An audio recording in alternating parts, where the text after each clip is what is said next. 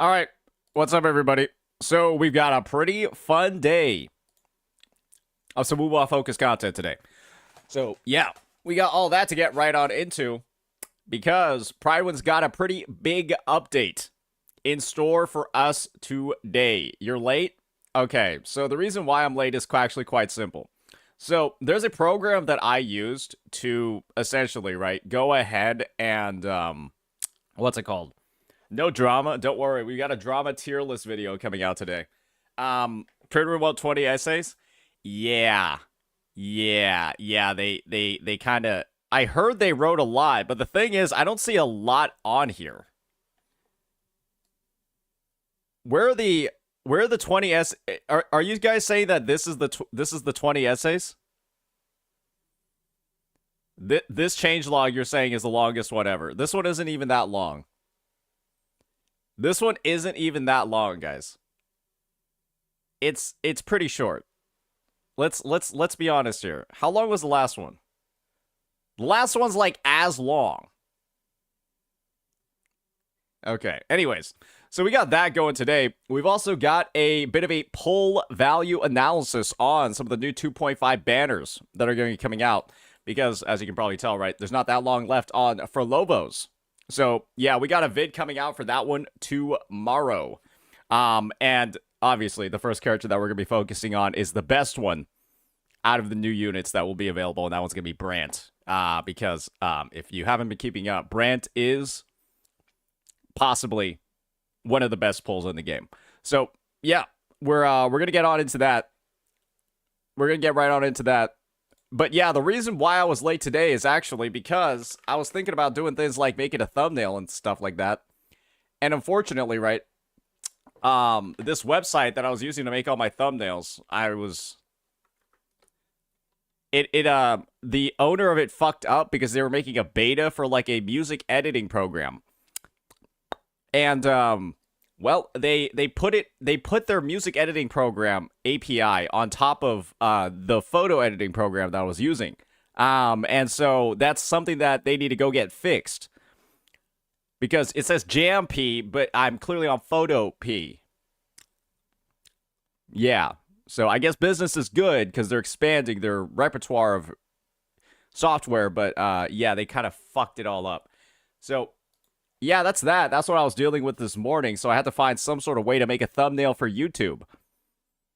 I had to find some sort of way to make a thumbnail for fucking YouTube, and that was a little bit rough. Anyways, use Canva. Guys, I had never used Canva before. I had never used any of these apps before, and so essentially, I'm like over here, fucking... Guys, it's like I'm learning how to use, like, yeah, I'm not, like, dumb, right? It doesn't take me that long to learn new software. So, but it's like I still have to take time to, like, figure out, like, what the fuck I'm even using. Baldy was talking about you when he defended Jenna. Is this when he was, like, joking around? 1 hour ago? 1 hour ago. What is this?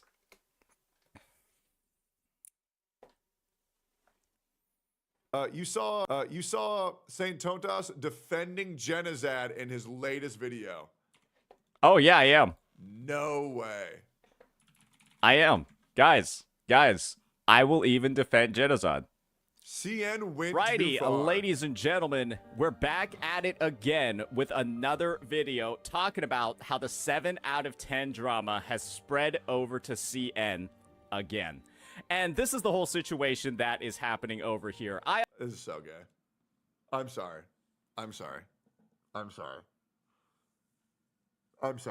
I can't care.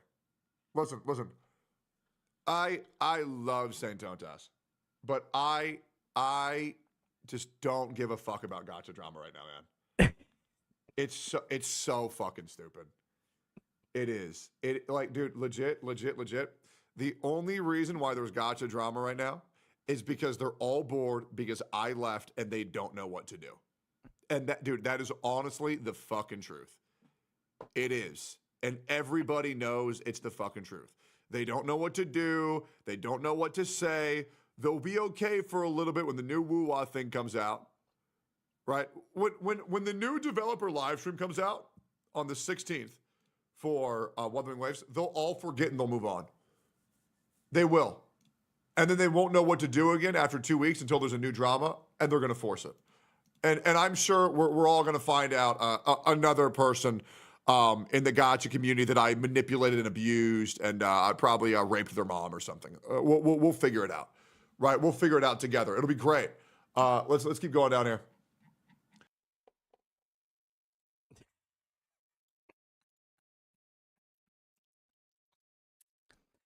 Well, I guess this is the thing, right? I don't think we can make that call right now that it's just because people are bored. Let's just wait and see for the next time. Let's just wait and see for the next time something occurs. Right? I think it's really that simple. Because this was, let's just be honest here. Let's just be honest here, right? Let's be honest here, ladies and gentlemen. We could have said a similar thing in a similar situation, right? And I'm not saying it necessarily applies, but when you think about like what went on during like you're just gonna be honest here, right? The Atsu drama, the Enviosity drama, right? When that was like spanning over several days and stuff like that. Was that just a situation when everyone was just bored? Or was it an absurd phenomenon? That was an occurrence of a bunch of ridiculous things all happening together, right? And the thing is that I think it's fair to say that 2.5 is a dry patch, but it's like this is more like correlation rather than causation, right? This is a correlation versus causation thing, right? Where I think that the two might be correlated. They might be happening closer to the same time, but that doesn't necessarily mean it's like a direct cause and effect sort of relationship. And so this is the thing, right? It's just a matter of when or if another drama happens surrounding certain individuals, right? I think that'll be kind of like the sort of like the benchmark for what you can expect moving forward. Because let's be real here.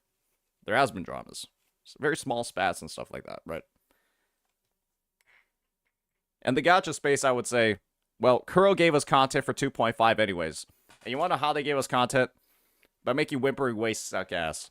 I farmed at least 5 videos. I think I've seen, because Whimpering Waste sucks ass, I'm pretty sure I've seen around like, there's been around like 10 plus total videos created, just from what I've seen, like surrounding how bad it is. Right? So the stuff is there. There's stuff to talk about. It's just, well, let's just be honest here. 2.5 has a lot of mini games. 2.5 does have a lot of mini games in it. That's a fair thing to say.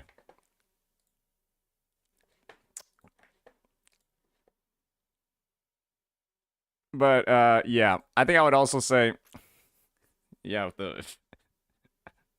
if the drama was really close to home, I would also say it's like super gay and like not. I'm just gonna be honest because it probably. I'm just gonna be real here, right? I can recognize that it just inherently has to make shit annoying for him, right? Like, no matter what actually happens, it would like make shit annoying for him to some degree.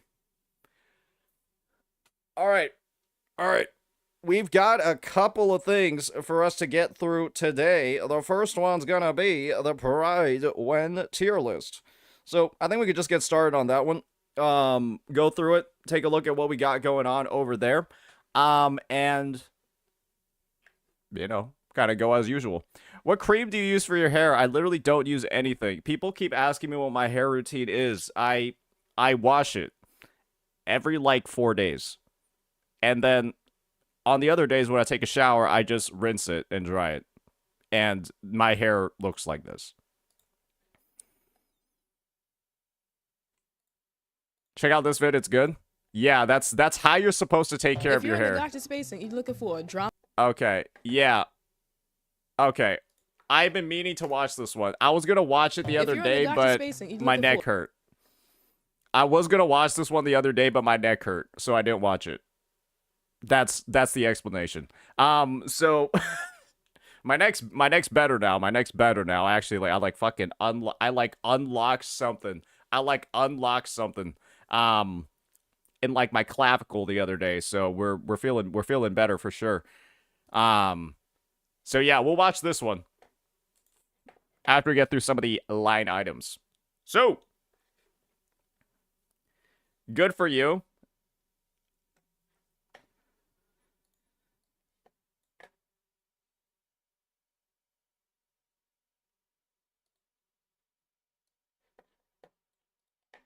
You gotta be subbed to say stuff like that.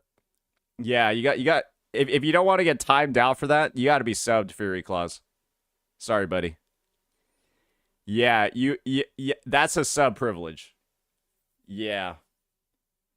Yeah, that's a sub privilege. I'm gonna be real with you there. I think that's a fair one to make.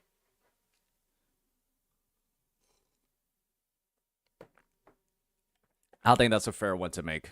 Gonna be honest with you. All right. I was subbed. Yeah, I don't see a badge. I don't see a badge, loser.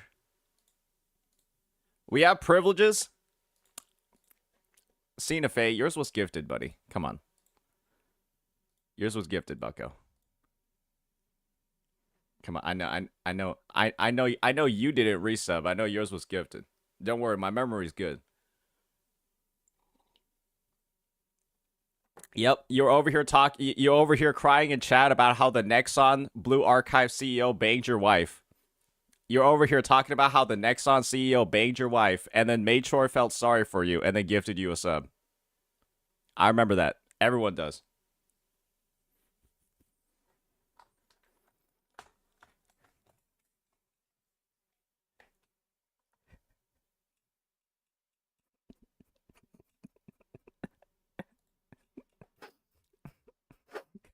The Nexon who banged what? Nah, this was just like one moment where we were like going over like the Blue Archive Nexon drama. Hey, Cena Faye, that's what I'm talking about, buddy. Here, you cheap bastard. guys, it's just that easy. You just have to bring up your chatter's past NTR history and they'll start gifting subs. Just bring up their past NTR, and then to get you to stop, they'll start gifting subs.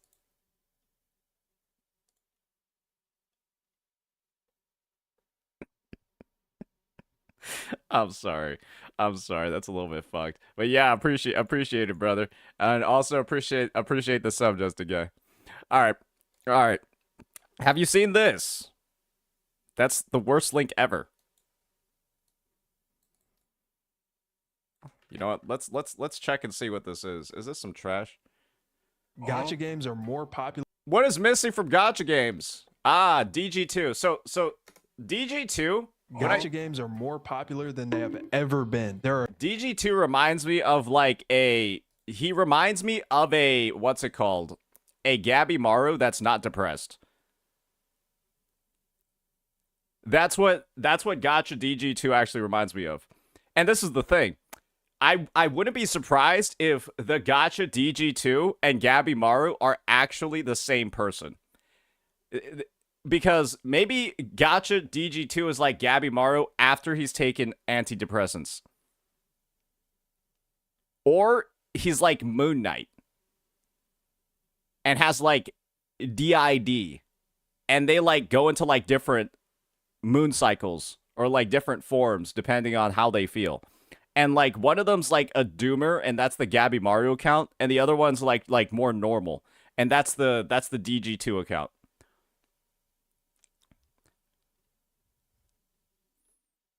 Did you just call him schizo?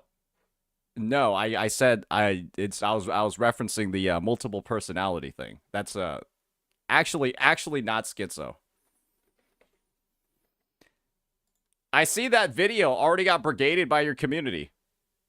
Yeah, you're right. My community brigaded the shit out of this one. You're entirely correct. They completely fucked this one up. Yeah, that's guys, this is what it looks like when Jenna's Discord dislike bombs a video. This is essentially what it looks like when Jetta's Discord dislike bombs a vid. Okay?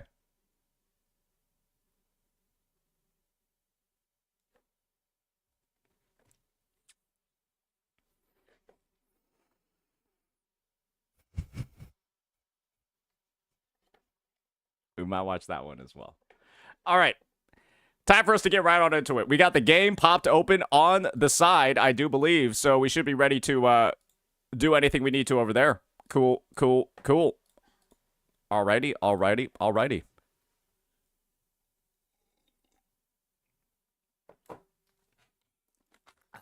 Let me also get some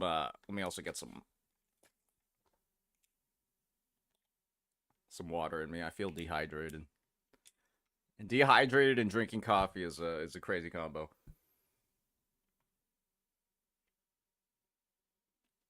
Are you gonna play Wuwa today? Technically, yeah.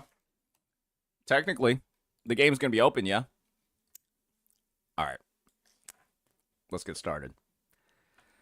One more if you're interested. Okay, we'll queue up one more. The 2.5 update of Kuro Games never abandoned the CBT story.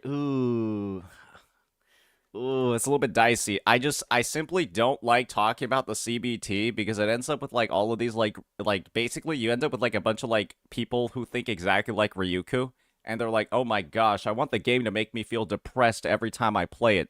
And the fact that stuff in here has light is the worst fucking thing ever. It's like, nah, I'm good, bro. I'm good, bro. It's so annoying reading. It's like these guys literally can't move on. Like they're still talking about something from like literally years ago. Like it's actually old news. It's like literally the CBT was like over 2 years ago and they're still talking about it. I'm just like, oh my fucking god, kill me in Minecraft. All good? Yeah, no worries. Okay. Alrighty. Let's start doing this. Alrighty, ladies and gentlemen, we are back at it again with another Prydwen tier list update. And you might be surprised why it's happening now in the middle of a patch cycle versus at the start of one, because that's typically when they're updated with the release of a new character. And that's because Prydwen's done some pretty crazy things. And so before even looking at the changelog, I want to talk about the main new addition that is occurring. And you'll notice over here, the tier list selection screen does look a bit different because there are two new categories. One for characters with their signature in both game modes. And so we'll be diving into all of these in just a second, but to get some context for what we're about to see, of course, we got to get right on into the changelog. So without further ado, let's go ahead and get started with that one. All right, so just kind of going through over here, 13/08/2025. If you're not in Europe, I'm sorry, that looks a little bit confusing. As announced previously, we finally added separate tier lists that takes into account R1 limited weapons. You just need to pick the right category. We saw what it looks like. Additionally, we're introducing the influence of sequences on 4-star characters in the form of a tag. More information on this below, along with who's impacted by limited weapons and a few tier list changes we did on both tier lists as a revision. Overall, this is a pretty lengthy changelog, so be aware of this. So we're going to be spending quite a bit of time talking about all the stuff in here, but don't worry, we'll go in depth. All right, so first things first, there's going to be a new tag for S0 4 stars. This tag will be introduced in a similar format to the expert tag. Currently, the only affected characters will go down by a tier if they're not at their maximum sequence nodes. Note that this tag, like all others, will affect the tier list whether or not signature weapons are factored in. And so the S0-1 tag essentially is that if you don't have a lot of their nodes, you might as well bump them down a spot or two on the tier list, because let's just be honest here, a lot of 4-star characters have some exceptionally powerful sequence nodes. The main one that comes to mind being a unit like Sanhua or Mortefi, where at S6 they gain the massive ability to buff the entire team's attack by 20%, 10 times 2, right? 20% for Sanhua, and of course another whopping 20% for more defeat when they just go throughout the regular rotations. And that's a massive buff to their ability to be a sub DPS, to be this hybrid, to be this sort of like supporter for damage.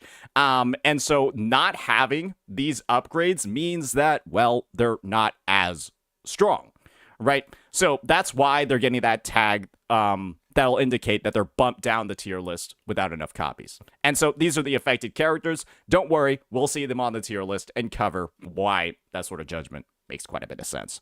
So with that, let's go ahead, let's keep on going, and let's start talking about the signature reliant, or sorry, not the signature reliant characters, but the impact of having signatures on placements on the tier list. Starting off with the Tower of Adversity, and the first character up being Frolova.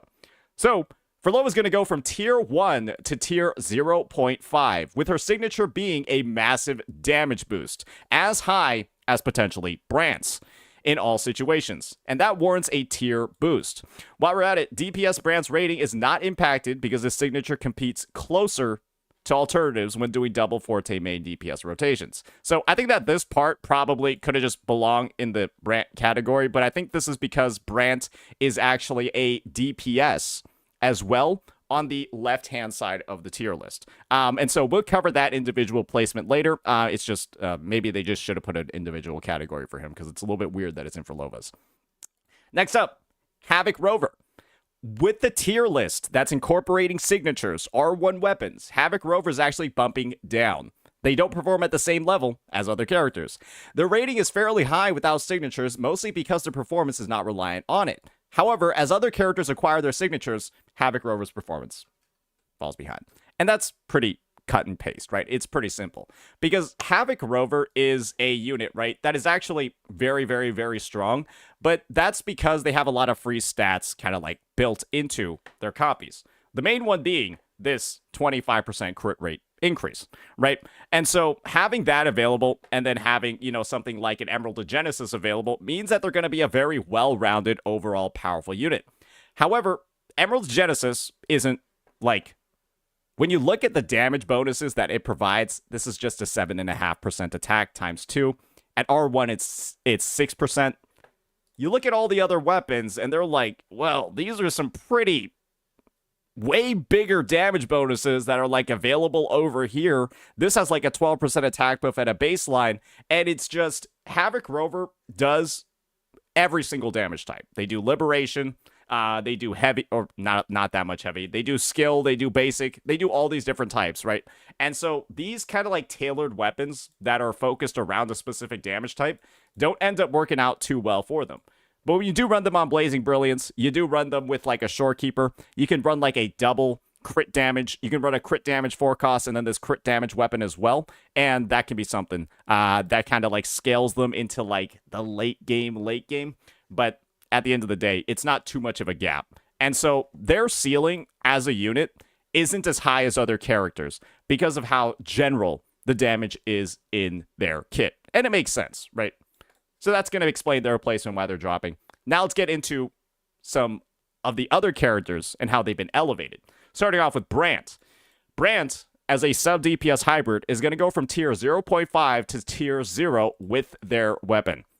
Brandt is a powerhouse thanks to the huge boost his signature provides. Very similar to Frolova, but particularly in the hybrid role in his case, where he does damage and then also buffs other characters. It boosts his sustainabilities by providing a bigger shield and healing, as well as being a massive damage boost. His performance spikes up to tier 0 thanks to his huge damage, particularly with Chang Li and Lu Pa in the fusion team, as well as his ability to provide lots of extra sustain for the party thanks to the ER that his signature has. And let's just be honest here. Brandt is a character that wants a lot of ER, and this weapon gives a lot of ER. And there's simply not any other swords in the game that give close to as much ER, with the closest competition being Blood Pack's Pledge, but it only gives half of what his signature does. And then, of course, you can also use things like Overture, but their base attack is really bad, and then they don't have an actual effect in combat that will help them at all. This is no damage boost at all. So, yeah, that's going to be why Brandt is moving up. It's because his signature provides a relatively good blend of stats that no other weapon can honestly do. I would dare say, it's not even the weapon effect that's really putting this out there in front as the craziest thing ever. It's the weapon effect combined with the 77% ER. And it's just simply unfortunate that there aren't that many other great options, because if there was something like a Overture where it had this stat profile and then an effect that actually did some sort of damage or provided some sort of buff that wasn't Concerto, then he would be a lot more he would feel a lot more usable without a Sig. But he still performs with the EOG.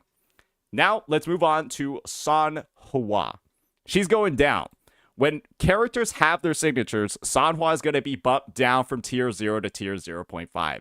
As limited characters acquire their signature weapons, Sanhua's performance gets closer to theirs. She isn't any worse, but she doesn't get better, while other characters can start competing with her or outright start outclassing her. Rosia in Camellia teams, Lupa in Encore teams, Chikona and Phoebe teams, etc., which takes her performance out of tier 0. Let's just be honest here, right? The reason why Sanhua is in tier 0.5 instead of tier 0 is because Sanhua, I've said this before and I got in trouble with it for some reason, she doesn't really do damage. She does an absolutely insignificant amount of damage, and so she's basically like a walking outro skill. And all of these other limited sub-DPS hybrid characters that we're talking about, right? The reason why she's getting bumped down, they actually deal damage. They're more than like 5% of the team's damage, like Sanhua's is. And so as a result, that's where performance starts getting edged out, because everything in her kit is like perfect, great, usable, except her damage. And that's the main differentiator that's bumping her down. Now, let's keep moving on and take a look at some other units. Dan Jin, going for tier 1.5 to tier 2 in the sub-DPS category. Similar reasoning to Havoc, Rover, and Sanhua. She doesn't benefit much from limited weapons, and other characters start outclassing her when limited weapons are factored in. I think it's fair to say, right? Like, Dan Jin's good, don't worry, but she's not like the best-in-class option on pretty much any situation, especially with all the new Havoc support that's come out. Now we got Mortify. Same sort of situation. Tier 0.5 to tier 1. Again, similar reasoning to the ones above. A lot of the 4-star characters lose value in terms of how competitive they are relative to other options when you have higher level vertical investment. While Mortify remains best in slot for Gian is a tier 1 DPS. Okay, sure, Prydwen. Let's keep saying that. And his team flexibility doesn't go much beyond Phoebe, who tends to prefer Chikona, and Zani, who really wants Phoebe instead of Mortify, whose best in slot weapon is not limited. As a result, we deem tier 1 to be a fair replacement with him when signatures are in mind. Let's just, how about we just bump up Gian first, and then Mortify can be bumped up as well. All right, let's stop playing games over here. Now, that's gonna be the TOA tier list with signatures. Now, let's start moving on to Whimpering Wastes with signatures. Frolova, tier 0.5 to tier 0. Exact same reasoning as TOA, only that Frolova's kit is more effective in Wuwa than TOA. I would dare say that Frolova, based off of her after-sound mechanic, right? Based off of Frolova's after-sound mechanic, which, when you essentially... Let me just go ahead and find it. Where is it? Oh my goodness. So this is the tricky part about Frolova's kit. She has a bunch of taglines in here, and I have no idea where the fuck they are. Ah, here we go. So Frolova essentially builds up this resource called Aftersound in her kit every single time Hikari does an enhanced attack, which is triggered by her teammates using an echo skill. And what Aftersound does is it buffs the damage, it buffs the motion value of her very strong Scarlet Coda. You can see over here, damage multiplier increase per Aftersound. And Aftersound also gives her critical damage as well. And so you get a mix of the motion value of one of your biggest nukes increases the longer you fight, plus you get more crit damage the longer you fight. And when in Whimpering Waste, you have to fight for 2 minutes. It can't be like TOA where the duration of the fight gets shorter the more damage you do. The more damage you do in Whimpering Waste, your time doesn't go down. And so as a result, I kind of think she's just tier 0 regardless because of the nature and the design of the game mode.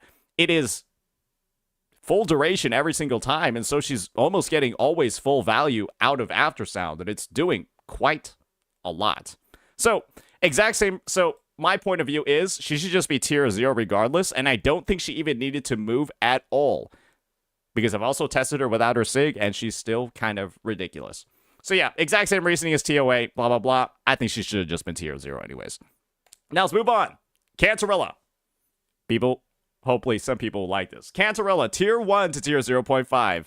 As discussed in the previous changelog, Cantarella's performance in Wuwa is further boosted on the limited weapon tier list, not because of her own limited weapon. It's much more because Frolova really good in the game mode, which means that when Cantarella does have that damage boost that her signature has, and she's combined with Frolova, that's going to boost Cantarella's rating. But the thing is, I think just Cantarella, if she's going to be used with Frolova anyways, and that sort of like best in slot team is already in mind, I think Cantarella is just tier 0.5 in Wuwa, regardless of SIGs, because she's on the Frolova team. And Cantarella right now, or Frolova, is reliably the only character where without a gold token in Whimpering Wastes, I feel like I'm not dying, basically. Because this unit seems like the only one, like even if you're using like a Camellia or a Gion team in Whimpering Wastes, you're getting like scores of like 2,000, potentially less. If you're like, and if you're playing super sweaty, you might get a 4.5k on both sides. But this character just like gets 3k, 4k on her own in her team on one side. And it's just sort of like, it's like night and day compared to using other units. And that's without her on the gold token. That's just from my personal experience. So my point of view is basically Cantarella Frolova should just be tier 0 and tier 0.5 because of their baseline performance. I don't even think they need signatures to get those results. But that's just my take. Now we got Sanhua. Tier 0 getting bumped down to tier 0.5. You can probably imagine it's going to be similar stuff all around. While Sanhua remains a force to be reckoned with in teams like Camellia's, with signature weapons factored in, Rosia undeniably starts outclassing her by a lot. And her team flexibility mostly applies to characters that aren't that good in Whimpering Wastes when we're talking about Sanhua, which makes her performance dwindle slightly as a result. But she's still good because her rotation is incredibly fast, and, you know, that's always going to help. Now for Danjin. Kind of same reasoning over here. As Danjin doesn't benefit in much in terms of damage from having limited weapons equipped on her, this causes her to be more and more outclassed by higher options. You can see what's going on. Because the power levels are rising across the board because of signatures, the characters that don't have signatures are getting bumped down. These are just the most notable examples of it. Yang Yang, similar to Danjin, only real difference being that her grouping is starting to get outclassed by better buffing options as well. Yeah, Yang Yang's grouping has become less and less significant as the time of the game and the age of the game has gone on, because there are a lot more characters with like built-in grouping, time stops, CC, all of that are making her feel less and less necessary. But she's free, and, you know, most of those grouping options are unlimited characters. So she's still always going to have a use case, but some people might not have much of that use case anymore. Jiajin, tier 2 to tier 3. Jiajin is in a very similar position to Yang Yang grouping-wise. It unfortunately won't be long until she drops to the bottom of the tier list without limited weapons as well. The more grouping options that release, the less useful she is. And Jiajin is so slow and has so little grouping on a regular availability because it's on her liberation, well, it's a little bit rough. So, yeah, I think tier 3, tier 4, wherever you want to put her, that's going to happen. She needs a rework immediately. Her, Alto, Yanwu, Taochi need reworks immediately. Now let's keep moving on and take a look at tier list changes in general. We've covered everything when it comes to the new classifications with signature weapons. Let's just look at overall updates. For Tower of Adversity, Chikona DPS is going down from tier 1.5 to tier 2. Yes, Prydwen has a ranking for her as the main DPS on the team. And by that, I'm referring to a team comp that like literally looks like, don't ask me why I'm showing it. It literally looks like this. And what she does is she like spams her jump attack cancels and then like spams her forte, and it's like you can do it. But I guess they're simply recognizing it's kind of bad. Anyway, so yeah, it's going to be in tier 2. Chakota as a DPS in Tower Adversity is a playstyle that was definitely overestimated at the time of her release due to how many stage buffs are in her favor. I think I've been saying it was shit from the start. Anyways, in Whimpering Wastes, the playstyle still genuinely scores amazingly well. However, the damage required to perform in TOA doesn't really warrant her a spot in the meta characters. Just, you can do it if you want, but it's not going to be good, right? Particularly when compared to her hybrid sub DPS performance, especially in the Kartithia and some of the Spectre Frazzle teams. That said, for what it's worth, it's better to use her than Ling Yang. Just take her out of the list. Like, it's such a niche build that no one's gonna use. Just take her off the fucking list. like, this is the thing. The reason why I'm saying to take her off is because, like, theoretically, Gusts of Welkin is actually, like, not the right set to be using on her. If she's gonna be the DPS, you actually want her on, like, Windward Pilgrimage, because, like, you can just read it, right? Windward Pilgrimage gives you the same arrow damage bonus, but then 10% crit. But it's like, if you're putting Windward Pilgrimage on your Chakota, I'm not gonna lie, bro, you've kind of lost the plot completely, if that's ever even occurring in the first place. So it's kind of like a mix of, this is like, it's just such a, like you're making a second set for her or something like that. It's just kind of like a waste of resources. Just put her on Gusts of Welkin and call it a day, and then never play her as a main DPS. That's my point of view on it, because then otherwise it's like, you want to optimize, it's a fucking disaster. Anyways, moving on, we got Yohu, tier 2 to tier 3. Honestly, we did want to bump Yohu down to tier 3 in the last update and just forgot. Don't worry, everyone's forgotten about this character as well, except for Rexlin. Yohu has practically no uses in the current meta. That's probably why. Due to no characters doing enough coordinated attack damage to earn her a position on any team. We tested it, and even if you have coordinated attackers are on your team, it's just better to use Baisha instead. Hence, she's going down to tier 3. Yeah, this character sucks ass. She's so fucking bad. She's straight up, I think this is... She's so bad that I think I have all of her sequence nodes. I've just simply chosen not to use them, and she's level 20 out of 40. Because she doesn't do anything. She's... like, the regular supports are better at buffing than she is for the damage type that she focuses on. That's pretty much all you need to know. All right, now moving on. We got Rosia, and this one's going to be a tough pill to swallow. A tough pill to swallow for some people out there. Rosia's jumping down from tier 1 to tier 1.5. This change only applies to the R0 tier list, but Rosia becomes much harder to justify at R0 on any team that isn't Frolova. She's dog shit, unless you're going to put her on the Frolova team. The reason for this is because at S6, Sanhua outright starts to outperform her because Rosia doesn't compensate for her field time with enough personal damage unless she has her signature. Plus, her crit rate requirements to apply her maximum attack buffs are harder to meet too. Yeah, guys, let me just show you firsthand exactly what they're talking about over here. So, Rosia has a mechanic in her kit where for every 0.1% crit rate over 50% she has, she applies a attack buff to the team. Where if you have, essentially, right? If you have 70% or above crit rate, you gain 200 attack, which is great, right? It's a nice little buff. The problem is, this character has critical damage nodes on the side. Critical damage nodes on the side. And what that means is that even running her on her signature, getting her at 70% crit rate is, like, actually fucking hard. For example, this is the build that I'm running right now to get a 72% crit rate. 7.5% roll over here. 9.3 roll over here. 9.3 again over here. 10.5. And a 6.9. And I'm at 72.8. You also need 130% energy recharge on this unit. So you want, on average, above an 8% on your crit rate rolls, closer to 8.5% average, plus 3 10% ER rolls. You factor all of that in, and this is, without a doubt, to get her full buffs, she is one of the hardest to build characters in the game.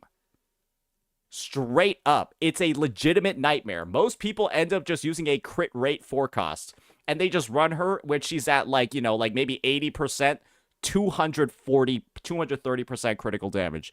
But at that point, she's doing no damage, and so why are you using her instead of Sanhua? Because if she's at if you're building her with a crit rate 4 cost, just use Sanhua instead because now you're killing her damage potential. It's a catch-22 with this unit. And the end result is that, like, I'm telling you, this is one of the best built Rosias on the server. Like, her build is so good that with her signature active, this is her heavy attack damage percent. 95.2, and I'm telling you this unit kind of sucks. And this is the investment I'm running her on. She's kind of bad. Then you also factor in without her S1 where she gains interruption resistance while doing her combo, she's an absolute bitch to play as well because she'll get hit out of the air from like getting like a light breeze, and then you got to actually reset the TOA stage because her entire rotation is ruined. So, yeah, there's a lot of stuff just wrong with her. She has to be, in my opinion, the worst designed 5-star limited unit in the game. Like, I hate her. So now let's keep moving on. Let's get on into Whimpering Waste. Ling Yang bumped up from tier 3 to tier 2. I think there was a video floating around of Ling Yang actually clearing this Whimpering Waste with a relatively high score. Obviously, the guy practiced a lot, but showed the potential.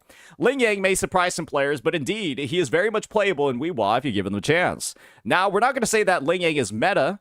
He's not going past the niche character bracket, but even in his hypercarry playstyle composition with G-Jaw, he does have a good amount of AoE via his mountain roamer skills, which allows him to perform well enough to clear given proper alignment and a good build and, of course, good rotations. So he has the potential to do it, but yeah, probably is going to take you a lot of runs to do it, and all the time you're spending doing that, you could just be using another unit. But if you want to, you can do it. Cartithia has actually gotten the expert tag +1 added. Cartithia has a lot of room for improvement in her playstyle via quick swap and alternative rotations in Wuwa. Explaining her acquisition for the tag. This essentially is the better you play her. If you play her really well, their spot on the tier list actually goes up by 1 spot. Without going into depth, she can go as far as outperforming top tiers like Jian in the mode via her ability to rotate in very short amounts of time in a quick swap context. Essentially, yeah, if you're like tripling your APM and playing like a freak, she has a lot of potential to do some crazy shit. Allowing her fleur-de-lis form to clear more waves of enemies per rotation than with a more casual playstyle. The thing is, expert tag is for a reason. 90% of players won't be doing this. Overall, she's a fantastic character to master for Whimpering Waste, and one of the top performers in terms of high scores since her release. Fair enough to say, though I think in the current iteration of Wuwa, I don't think she's doing particularly well. I've seen a lot of people complaining about her, even with Chikona on the team, one of the best groupers in the game. Zhang Liao in Wuwa, getting bumped down from tier 1 to tier 1.5. Zhang Liao does not have as strong of a performance as he used to. The main problems being his lack of damage to clear lots of waves of enemies per rotation, which operates on long cooldowns. Yes, Zhang Liao kind of has a really long rotation time, and in Wuwa, having his respectable chunk of damage split across such a long rotation can be an issue. As well as his best partner Chang Li being relegated to mono fusion nowadays, which has caused him to drop. Yeah, the thing is, if you have Zhang Liao and Chang Li, but then you also have Branton Lupa, you're never going to use Zhang Liao with Chang Li ever again in most situations, unless you're like really bored and you feel like dusting off. You feel like giving the old Robo Fist a bit of time in the sun. It's just you're not going to. Now you got Chikona as a DPS, also getting bumped down. Just remove her. While Chikona as a DPS remains highly viable in Whimpering Waste, she does not display tier 0.5 low performance anymore due to facing more trouble clearing waves of enemies consistently as a result of her lower damage ceiling than the characters above her. That combined with 114% HP inflation can cause some issues. Havoc Rover, also getting bumped down tier 1 to tier 1.5 in general. Havoc Rover is currently struggling to keep up with the meta because of the HP inflation. His liberation doesn't one-shot waves anymore, unless paired with their best teammate being Rosia to group enemies consistently. Even still, in such situations, mobile enemies cause a lot of problems, and, well, requires a lot of resetting, and that's just not really fun. And with Rosia, I can imagine that the combination is a lot better, but Rosia in that situation is probably going to be used on some other teams, right? Yang Yang, tier 1 to tier 1.5. Yang Yang is also, unfortunately, beginning to fall out of the Wuwa meta in the face of enemies with more HP. More DPS and hybrid characters getting grouping and stunning in their own kit, which diminishes how helpful her grouping is, because her CC, while respectable, isn't even close to the best in the game.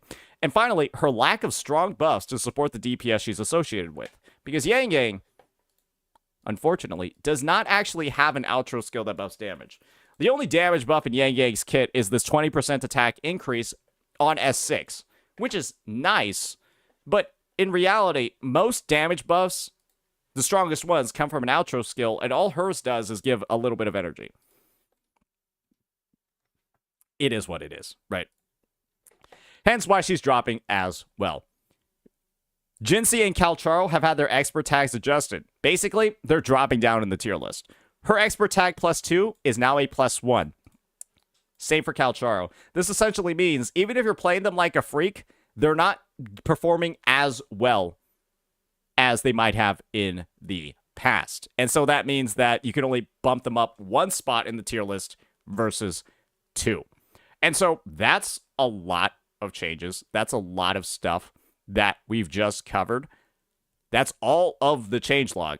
Now let's start getting on into and actually looking at this tier list. I know that was a long one.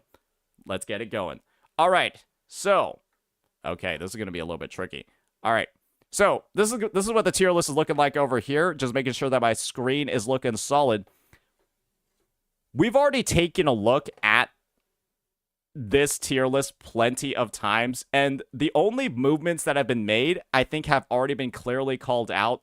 It's like Chakona getting bumped all the way down to here, and I think Yohu getting bumped down as well. I don't think that there's too much for us to take a look at in terms of the tier list without signatures. The one thing that I will talk about is this S0-1 tag, because that's the new one that we said we were going to explain before.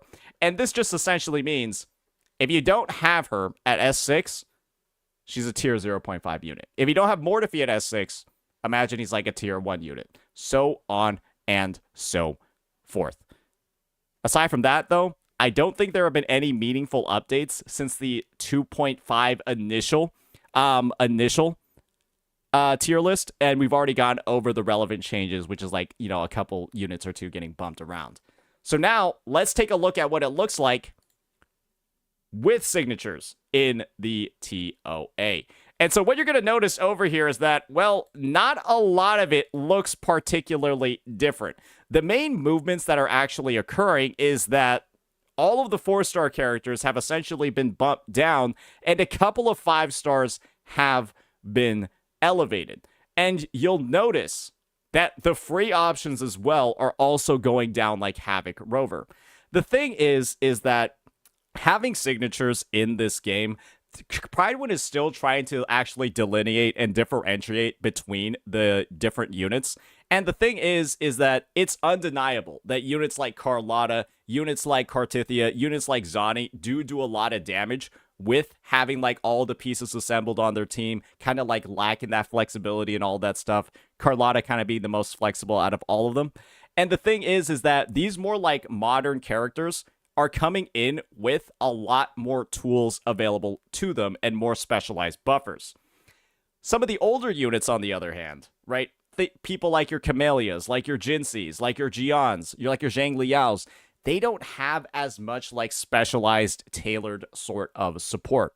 And so the end result is kind of like not much movement overall, just the elevation of a couple of units. So let's just talk about sort of like the standouts in all the categories, and then kind of move forward and get on into the Whimpering Waste one.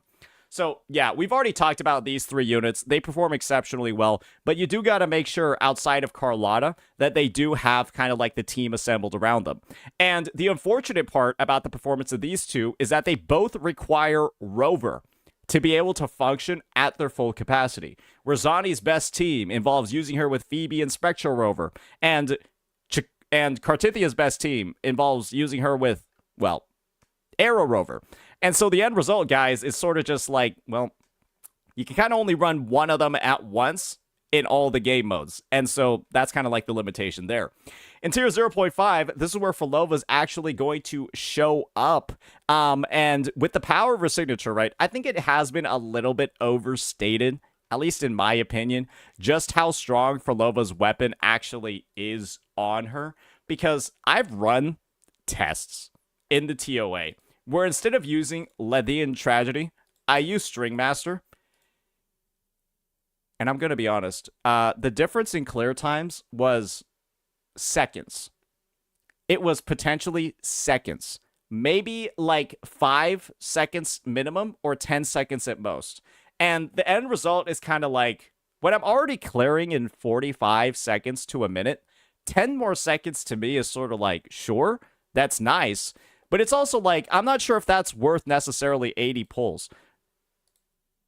And the thing is that because all the other members of her team do pretty okay damage as well, the more signatures you end up having, it's sort of just like, I feel like her performance was kind of already tier 0.5 in the first place, in my opinion, after playing her more and more. But, you know, maybe it's just her Wuwa performance rubbing off on me a little bit too much. So yeah, all these other characters over here with their sigs, aside for Frolova, I think it makes sense. Camellia is naturally, obviously, very strong with her signature, but her buffers are sort of just like, Rosia's like her premium buffer. Guys, Rosia is supposed to be Camelia's premium buffer, but as we just saw from the changelog, right, a Rosia without her sig gets outperformed by a Sanhua. Rosia not being good is why Camellia is still a tier 0.5. Does that make sense? Jinsei not having an actual outro skill buff, right? All she gets is 25% resonance skill from her best in slot partners, right? Her Jejas, her Cantarellas don't give her a spectral damage boost. So she effectively doesn't actually have like her best in slot buffer either. And so it's kind of like these two, they're kind of in tier 0.5, not because of them, but because of the lack of a teammate that like really hones in on what makes them good. Phoebe, on the other hand, she's got all the teammates that she can possibly get, right? With the Spectre Rover debacle. But the thing is with Phoebe, guys, she has a lot of CSC. She's very simple to play, but she's kind of like Zhang Liao to me. Safer to play, a lot of utility, but they don't really do that much damage. At least relative to some of the other characters on this list. Now, moving on to the tier 1 DPSs. We've got Brant, Encore, Jian, and Zhang Liao with their signatures. And I gotta say, it's kind of a similar situation over here. Zhang Liao, unfortunately, has to run with Yinlin, who's, like, not good. The Yinlin's just bad. And so his hypercarry team is not going to perform as well because his rotation is super long and his sub DPS is kind of shit. Jian, on the other hand, still doesn't have his 5-star limited buffer. And I'm pretty sure if that was in the case, brother either gets elevated to here or potentially closer to the tier 0 category. But for right now, he's still using Mortifi. And Brant, well, Brant with his signature is actually very good. But guess who Brant's using in his DPS teams? Bro's using a San Hua or a Lupa. And when you're using either of these two characters, they're not like the premium of the premium compared to what you can have with other units. And Lupa and half of Lupa's buffs aren't even activating, and she has a pretty much longer rotation than Sanhua. Encore still, I think it's interesting that Encore is still on here, but I think that they're running these calculations with Encore, assuming that she's using String Master.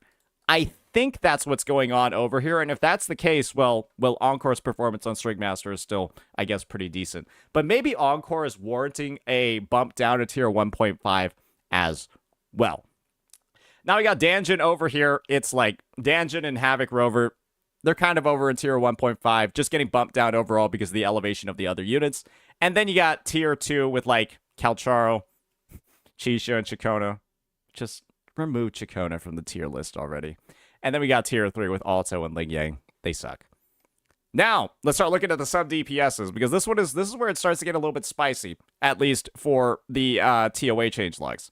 So, we got Apex characters, Brant being one of the best, if not the best overall sub DPS in the game, And I think his blend of sustain, his massive damage, and of course, his ability to do everything with his Sig because of the stats it provides, it does kind of just make him the best overall character, I could say, as a sub DPS. He does a lot of damage. So much damage that he's one of the best main DPS units in the game. But then with that same exact build, he also performs a sub DPS role. And the guy is just, in my opinion, one of the most valuable units in the game because he can actually be used on a lot of teams in a lot of different roles. Chakona, on the other hand, is a lot more specialized, right? She's focused entirely around supporting Kartithia, or being used in like this weird sort of main DPS role. And she does it exceptionally well, but it's like you use her on any other team and she's a little suspect. Phoebe, very similar to Chakona, sub DPS for Zani. And if you're using Confession Mode Phoebe on any other team, she's tier 5. She's below tier 3 on this list. She's in like a secret like category over down here that's like dark green if you're using her on any team that's not with Zani.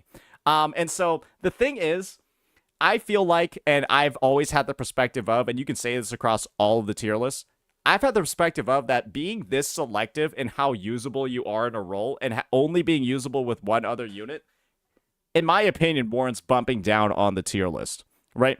Jeja being flexible enough to be used with a Jinxie team or a Carlotta team, in my opinion, is something that warrants her being tier 0.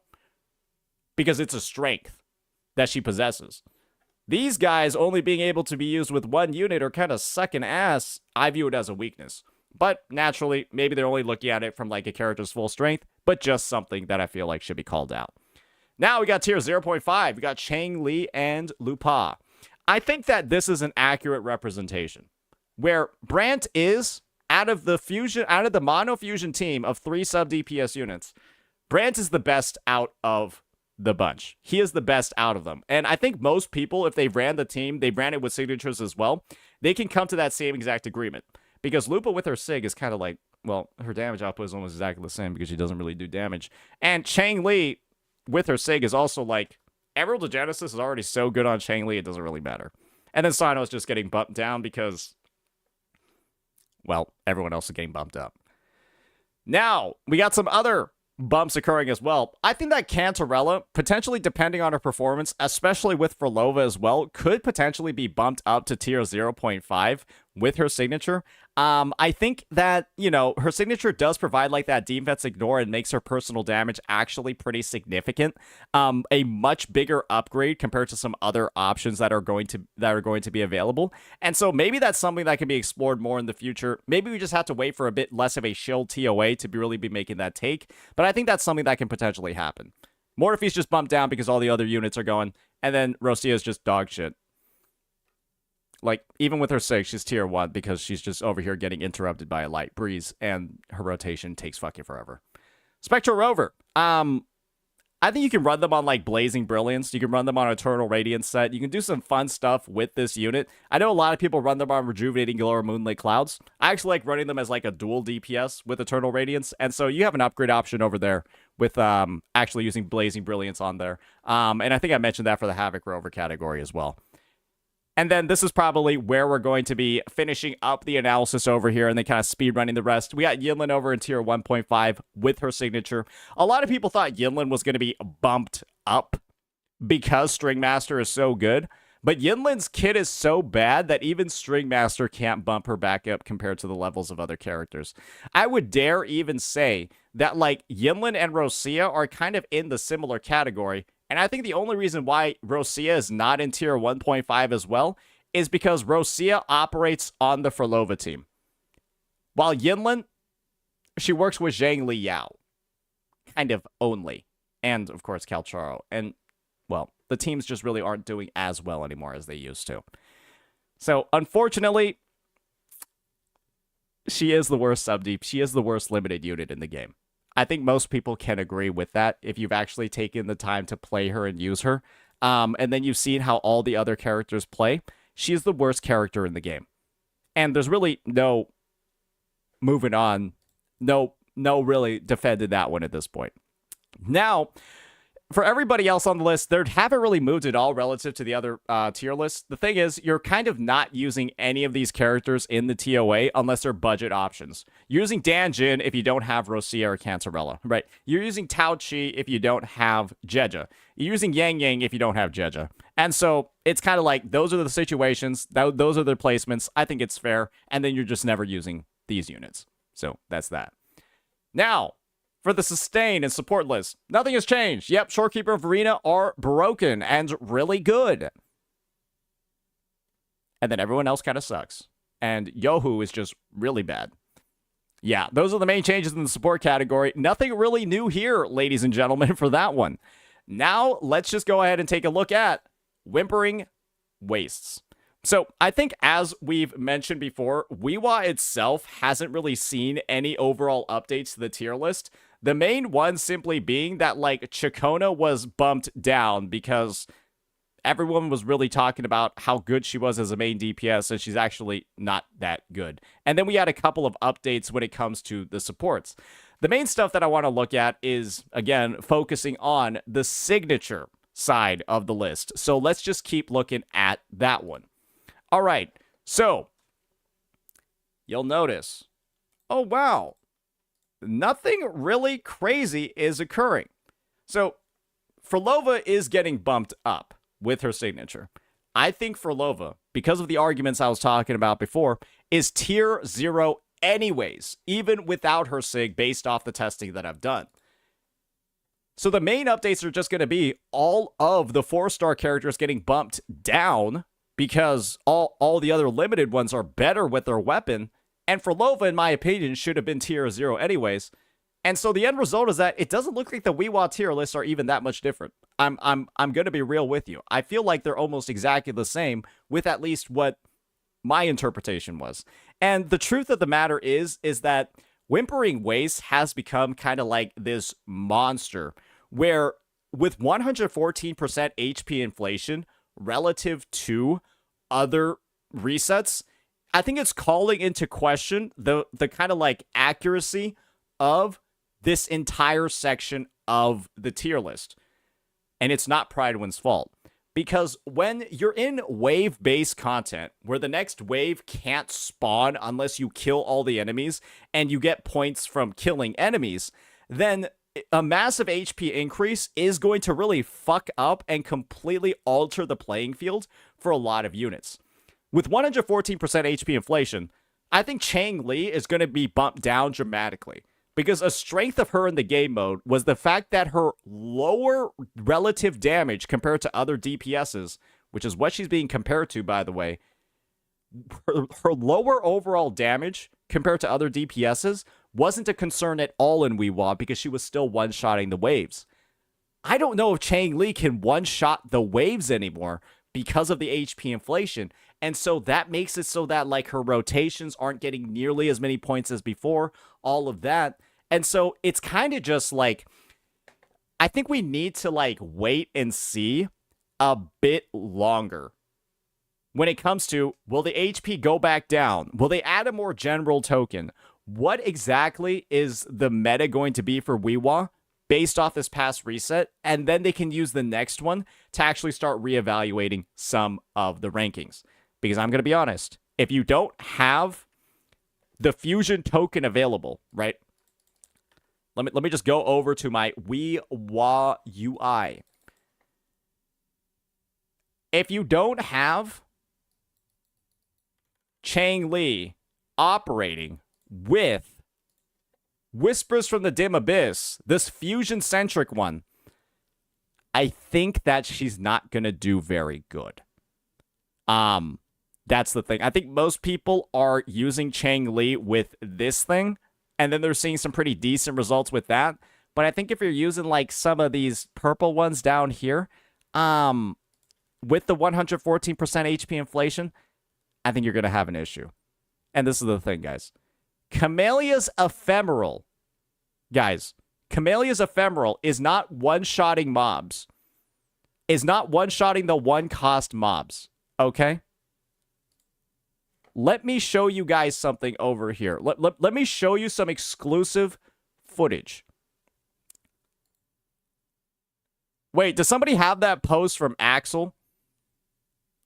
Somebody got that post from Axel, right? That he made in my Discord. Oh, here we go. Guys, I am hitting 170k on my ephemeral, and it's not one-shotting the small mobs. Your Chang Li is not dealing this much damage with any of her fucking abilities. Okay? Your Chang Li is not dealing this much. She cannot deal that much damage in a single instance. These mobs used to have like 80k HP, 90k HP, and now they have 180. So Chang Li, to kill a one-cost wave, low-key kind of needs to use her like full burst rotation for one costs.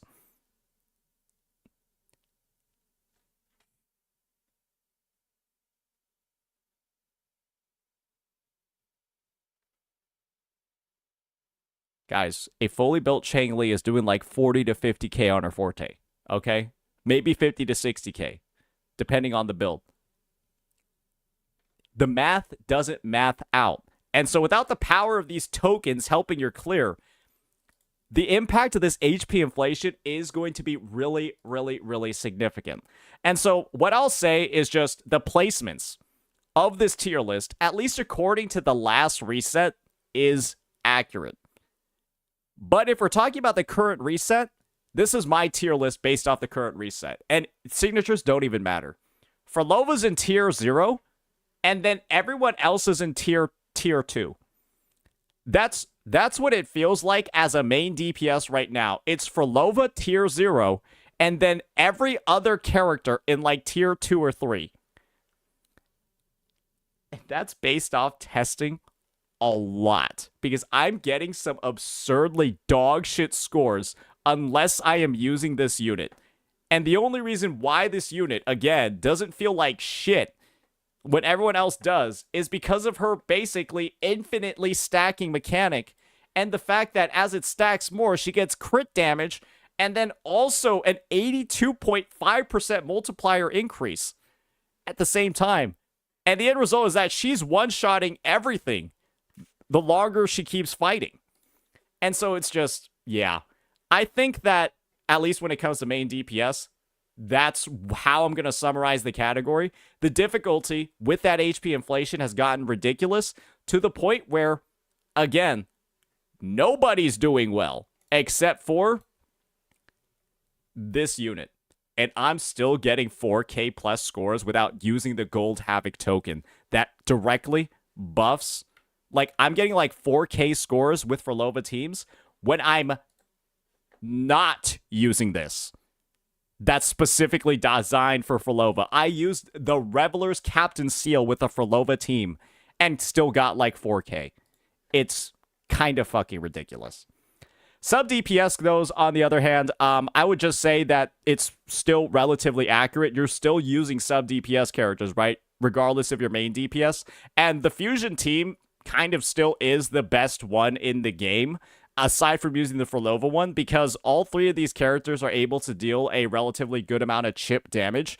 And even with the increased HP of the mobs, you're kind of able to, like, because you're not like ever having like a dead time in your rotation where you're on like a Jeja or a Shorekeeper and like there's one mob remaining and you know you deal nothing and you won't be able to kill them. Because all three of these characters end up having some sort of damage potential, you can like really facilitate how the mobs are spawning a lot better that way. Cantarella, I do think, could be bumped up as well. I think she already has been from tier 0.5, but because the Frolova team is so fucking broken, I think that Cantarella might just be tier 0 because Frolova is that strong. Like, if you're Frolova's best teammate and she is the best character, maybe you're naturally the best sub DPS as well, right? Because we're using that logic in the TOA to put Confession Phoebe up here. Because, like we said, right? It doesn't matter how bad she is on other teams if she has one really, if the best team in the game ends up using her. And that's just how it is with Cantarella and Wuwa. Chacona naturally is going to have her like potential over here with like the grouping and stuff. Phoebe over here as well, which is being used with Zani. And then the sub DPSs are being bumped down. The thing is just I find it hard to analyze this knowing all of the suffering that's currently happening in Whimpering Wastes. And so I would just say this is more so of like a call to Prydwen to be able to prep what kind of like reasoning, what kind of logic, like just what their plans are for the future, knowing that the framing of Wuwa has changed completely in this last reset.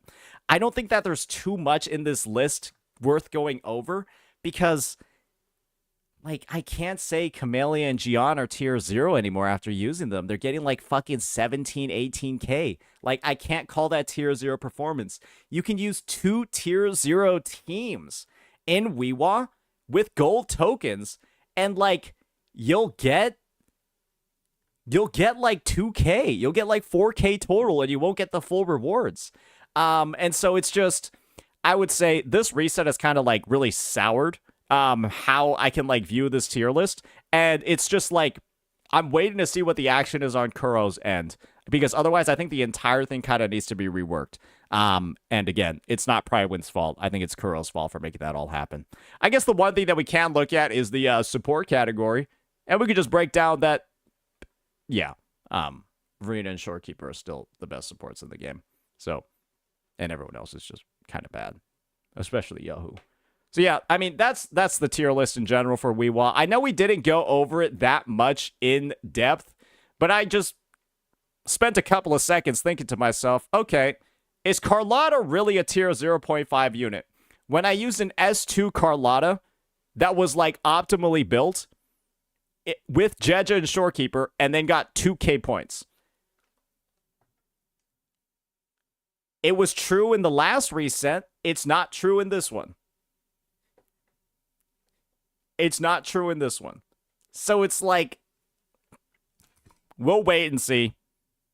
We'll wait and see to make a final call.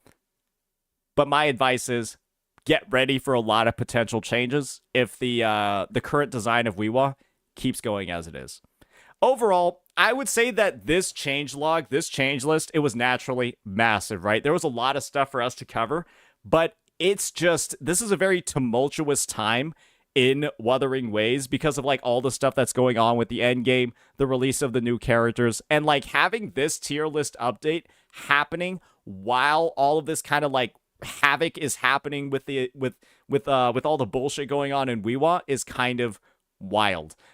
Because like I said, the TOA stuff looks really great. It looks really good. We can go in depth in there and have like an accurate breakdown. But this whole Wuwa situation, it's like none of this stuff can really be like super valid, at least in the current state of the game. And, well, gotta be truthful where it matters.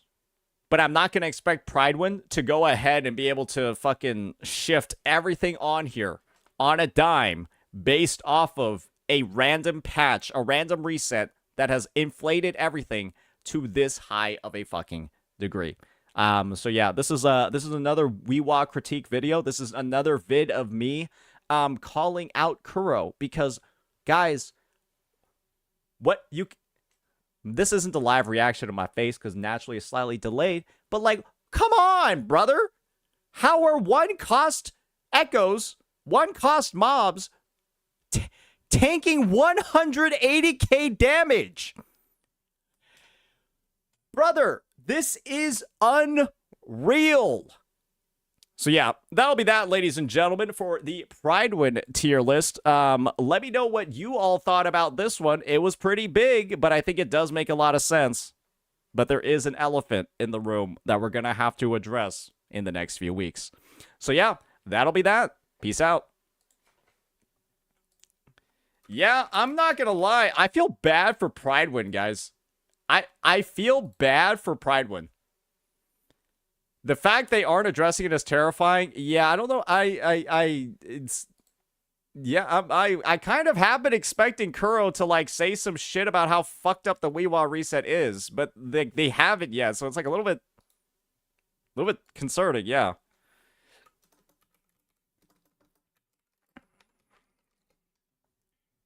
it is just naturally a little bit concerning. All right.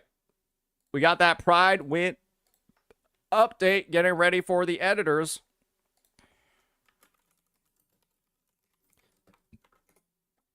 All right. So, that one's covered. And so now, ladies and gentlemen, I got to do a little bit of prep because we've got a video that we got to make, ladies and gentlemen. We got a video that we got to make. And this one is going to be focused on none other than who I consider to be the best character in the game. Yep, it's going to be focused on this guy. Because he's back on Banner. He's been on Banner quite a lot recently. But I think this is perhaps the most relevant time. This is probably the most relevant time to talk about him in the history of the game. And that's pretty simple.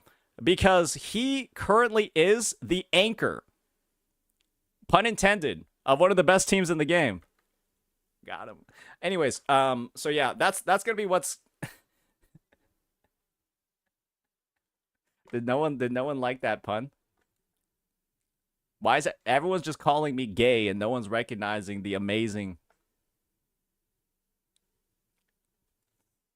All right, I'm just gonna turn on some sound real fast, and I'm gonna go take a piss, and I'm just gonna pretend my chat's not full of assholes.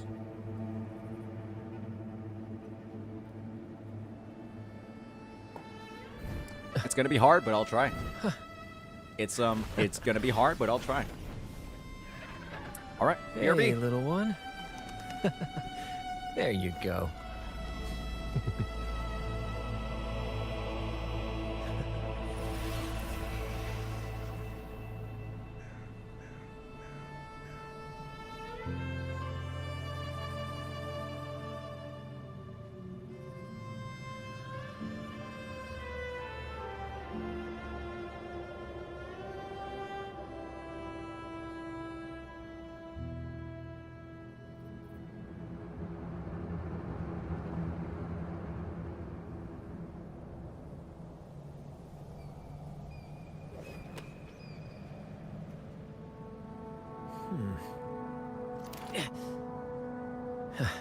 Let me see.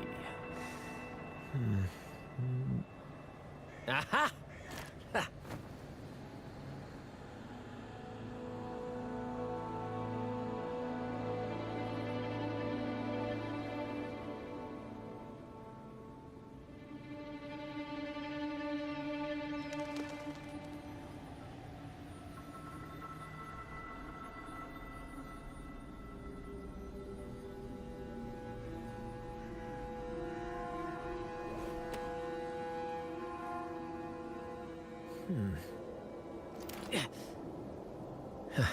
Let me see. Aha! Ha.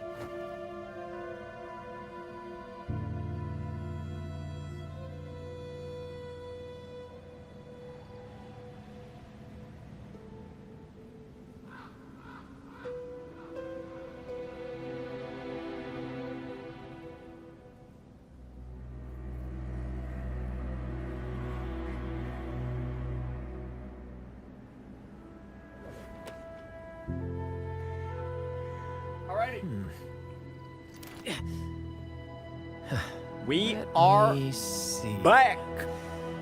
We are back. Aha! Alrighty.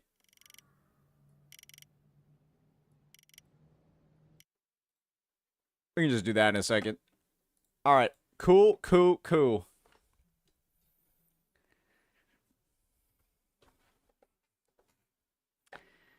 Anyways.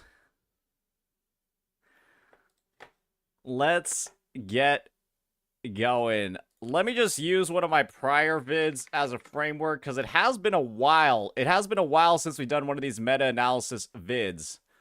Let me just make sure I got all my my categories right.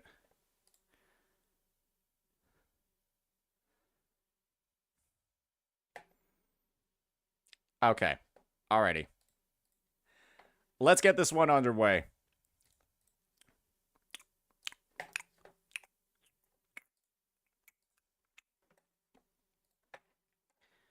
let's get this one underway.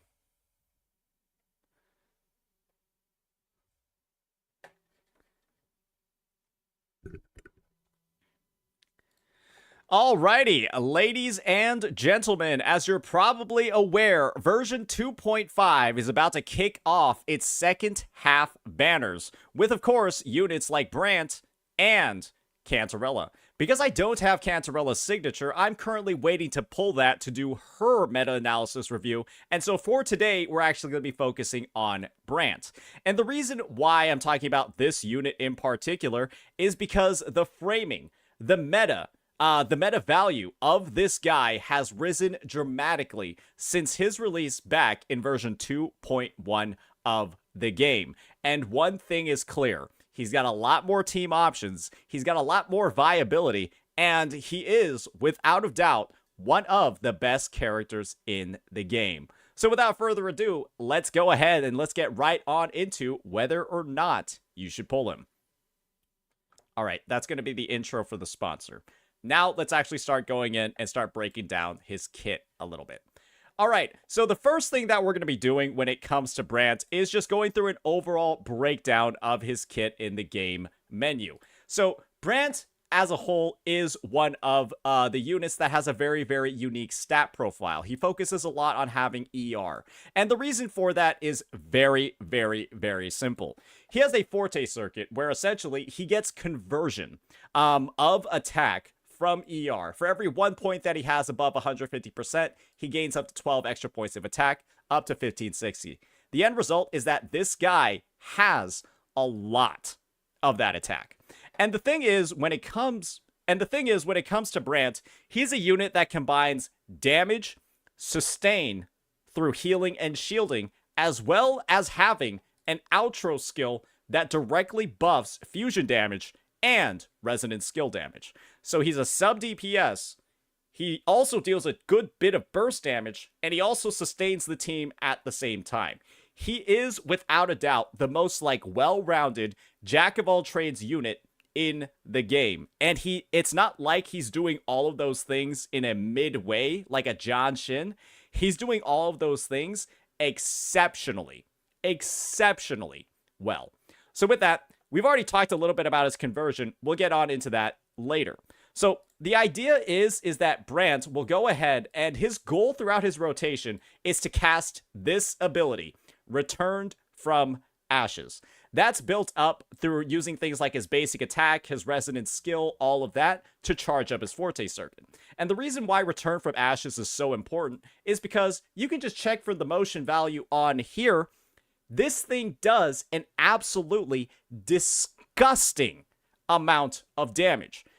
This ability on its own deals close to 200, 300, sometimes in some situations, even 400k on enemies. It's a huge nuke, and then it also provides healing and shielding based off of his ER. The stat that we just said converts into that attack. And so the end result is that this unit, right, as you go throughout his kit, do his mid-air attacks, there are a bunch of different combos that you can use. But the goal is to build up that Forte, then deliver this gigantic blow, and then swap over to another unit. His liberation is what makes this entire process so much more simple and so much more powerful. What this ability does is it essentially causes his boat to ram into the enemies, and then it gives him this buff called a flame. And what a flame does is it makes his Forte circuit charge twice as fast from using his regular attacks, and then he also gains a buff to that Forte circuit conversion that essentially gives him even more attack for every point of ER that he has over 150. This ER to attack bonus basically caps out when he's at 280%, and the end result, right, is that this guy also has one of the highest ceilings in the game when it comes to his Echo build, because there are a lot of stats that you want. Unfortunately, what that means is that he's kind of signature reliant in how he works, because you naturally want a fuck ton of ER to be able to get close to that 280% number, and his signature is kind of the only weapon in the game that gives the ER that you're looking for while also providing a damage bonus in its effect. And so we'll talk about his weapon options later. But we'll talk about some of his weapon options later. But that is something to keep in mind if you are looking to get the most out of his potential. With his signature, he is without a doubt possibly the best unit in the game. But without his signature, he's still very functional, still very strong, but there's a lot of room you could cover. But that's kind of true for every single unit. So with that, we've gone through his kit. We've talked about some of its basic mechanics. He's got a lot of wordy stuff, especially when it comes to his basic attack. It's probably going to be easier to just walk through what's happening in his rotation through an actual gameplay demo. So let's go ahead, let's get right on into that, and show you all what I'm talking about over here. So we're just going to be keeping the volume up, music a little bit low, and then get right on into the TOA. Alrighty. So we're just going to be showing Brant off in a very, very traditional team rotation, not doing anything too crazy. And then just showing you all how he works at a baseline.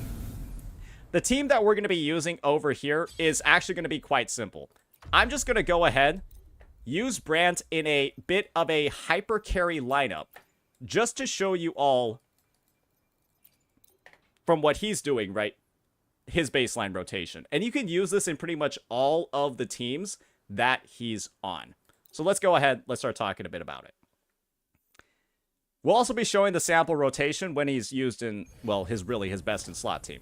So Brant, when he's used over here, is going to essentially be the character that's receiving all of the buffs in this lineup, right? We're going to go ahead, start rotating through all of our characters.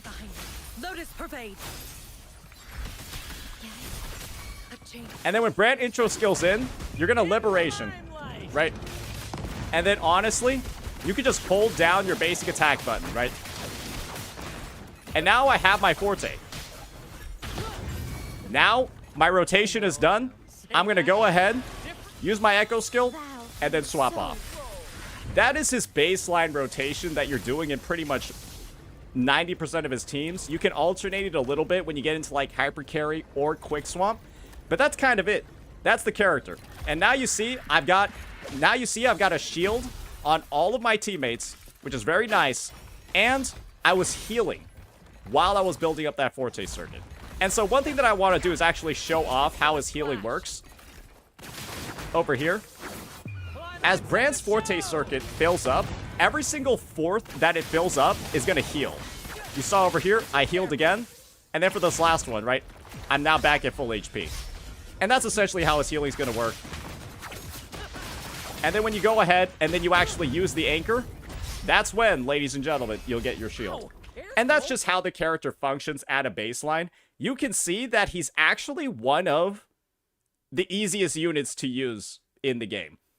At least when you're using him in that very traditional setup. He gets a bit more complex as you start instituting more and more quick swap, stuff like that. But that's more like advanced mechanics, and you can kind of do it on every single character.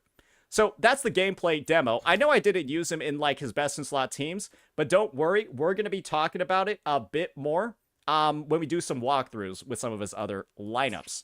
So that's going to be the gameplay demo. Now let's get into and start talking about his build and echoes. Then we'll get on into the weapons. All right. So when it comes to building Brant, he's got a lot of specifics. And the first one is going to be his Sonata set. Tide Breaking Courage is going to be Brant's best in slot. And it's pretty simple why it's his best in slot. Because it gives you an attack bonus and then also gives you an energy, or it also gives you an attribute damage bonus if you're above 250% ER. And he's kind of the only character in the game that wants to be above 250% ER and then also actually benefits from the stats that are being shown over here. And when it comes to his build, well, you're going to want a very specific set of substats. The first thing being, you're going to want a crit rate or a critical damage Dragon of Dirge, depending on how many sequence nodes you have on him. And then essentially the substats that you want will be crit of both kinds, ER, and then either attack or basic attack percentage. When it comes to Brant, attack percentage rolls actually are worse than basic attack rolls, and it's kind of simple. All of Brant's damage is essentially basic attack damage. All of it, except for maybe like the hit of his boat during his liberation, and the small shot that he fires when he's using his resonance skill. And the thing is that because Brant's base attack is so low, at least on like his best in slot builds, damage percent rolls are better than like the flat attack percent, or better than the attack percentage rolls, because you're seeing that this base attack is so low with his signature. If you look at a character like, let's just be honest here, like Lupa instead, who has a higher base attack weapon, her base attack is way higher, over 100 points higher actually, and so attack percentage scales better on her. This is different, though, when it comes to his substats that you're looking for if you do run him on Emerald to Genesis. Because this actually gives an ER substat. It's something that you could think about, right? But we'll get into that build later when we cover the weapons. So, on his best in slot on Tie-Breaking Courage, you want that double crit, you want that ER, you want the basic attack rolls, and you kind of want them on, like, every single piece. And the thing is, it can be really hard to get these rolls.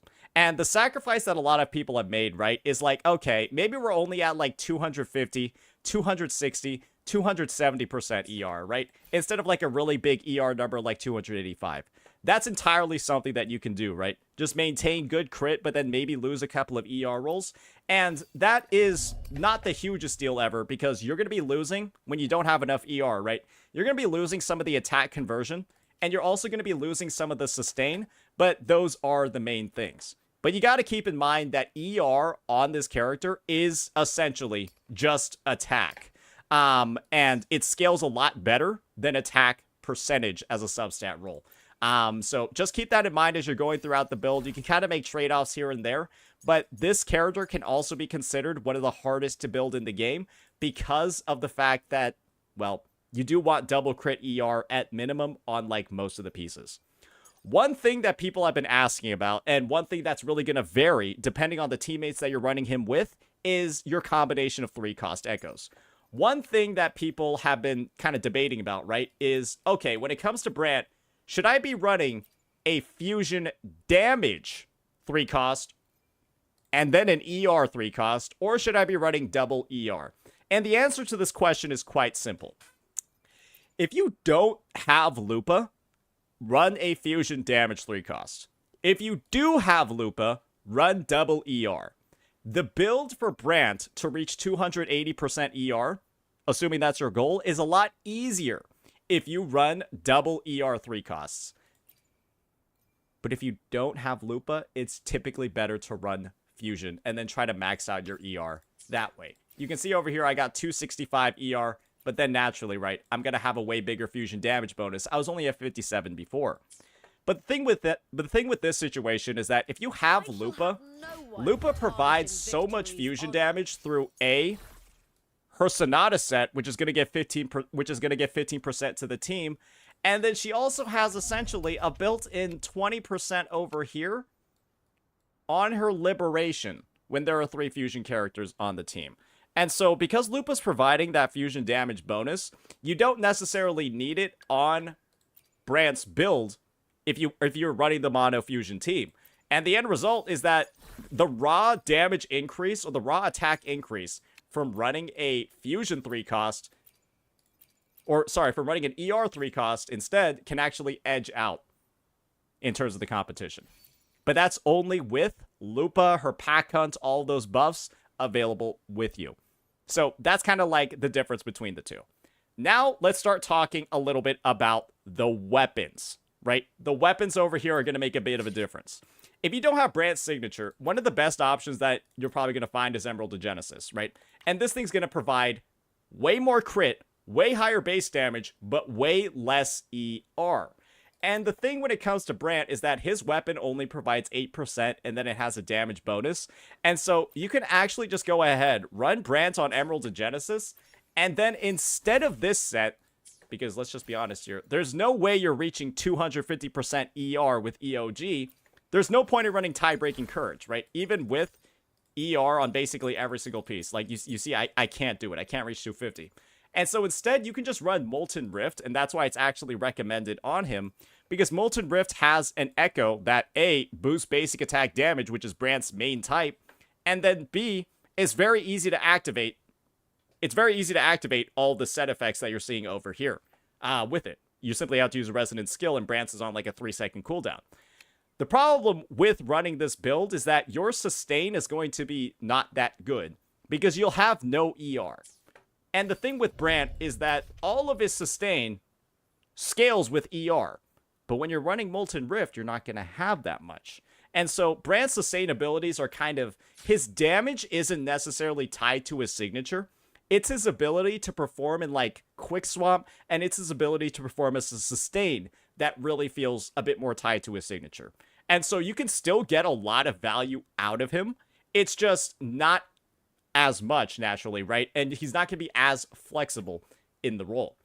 However, there is a trade-off that you can make with another 4-star, with a 4-star option called Overture, where this has a much bigger ER stat, but then its offensive abilities aren't nearly as good as Emerald of Genesis. And so if you're looking for a more sustain-focused option and you're willing to make the trade-off of Brandt's personal damage, then you can run Overture instead.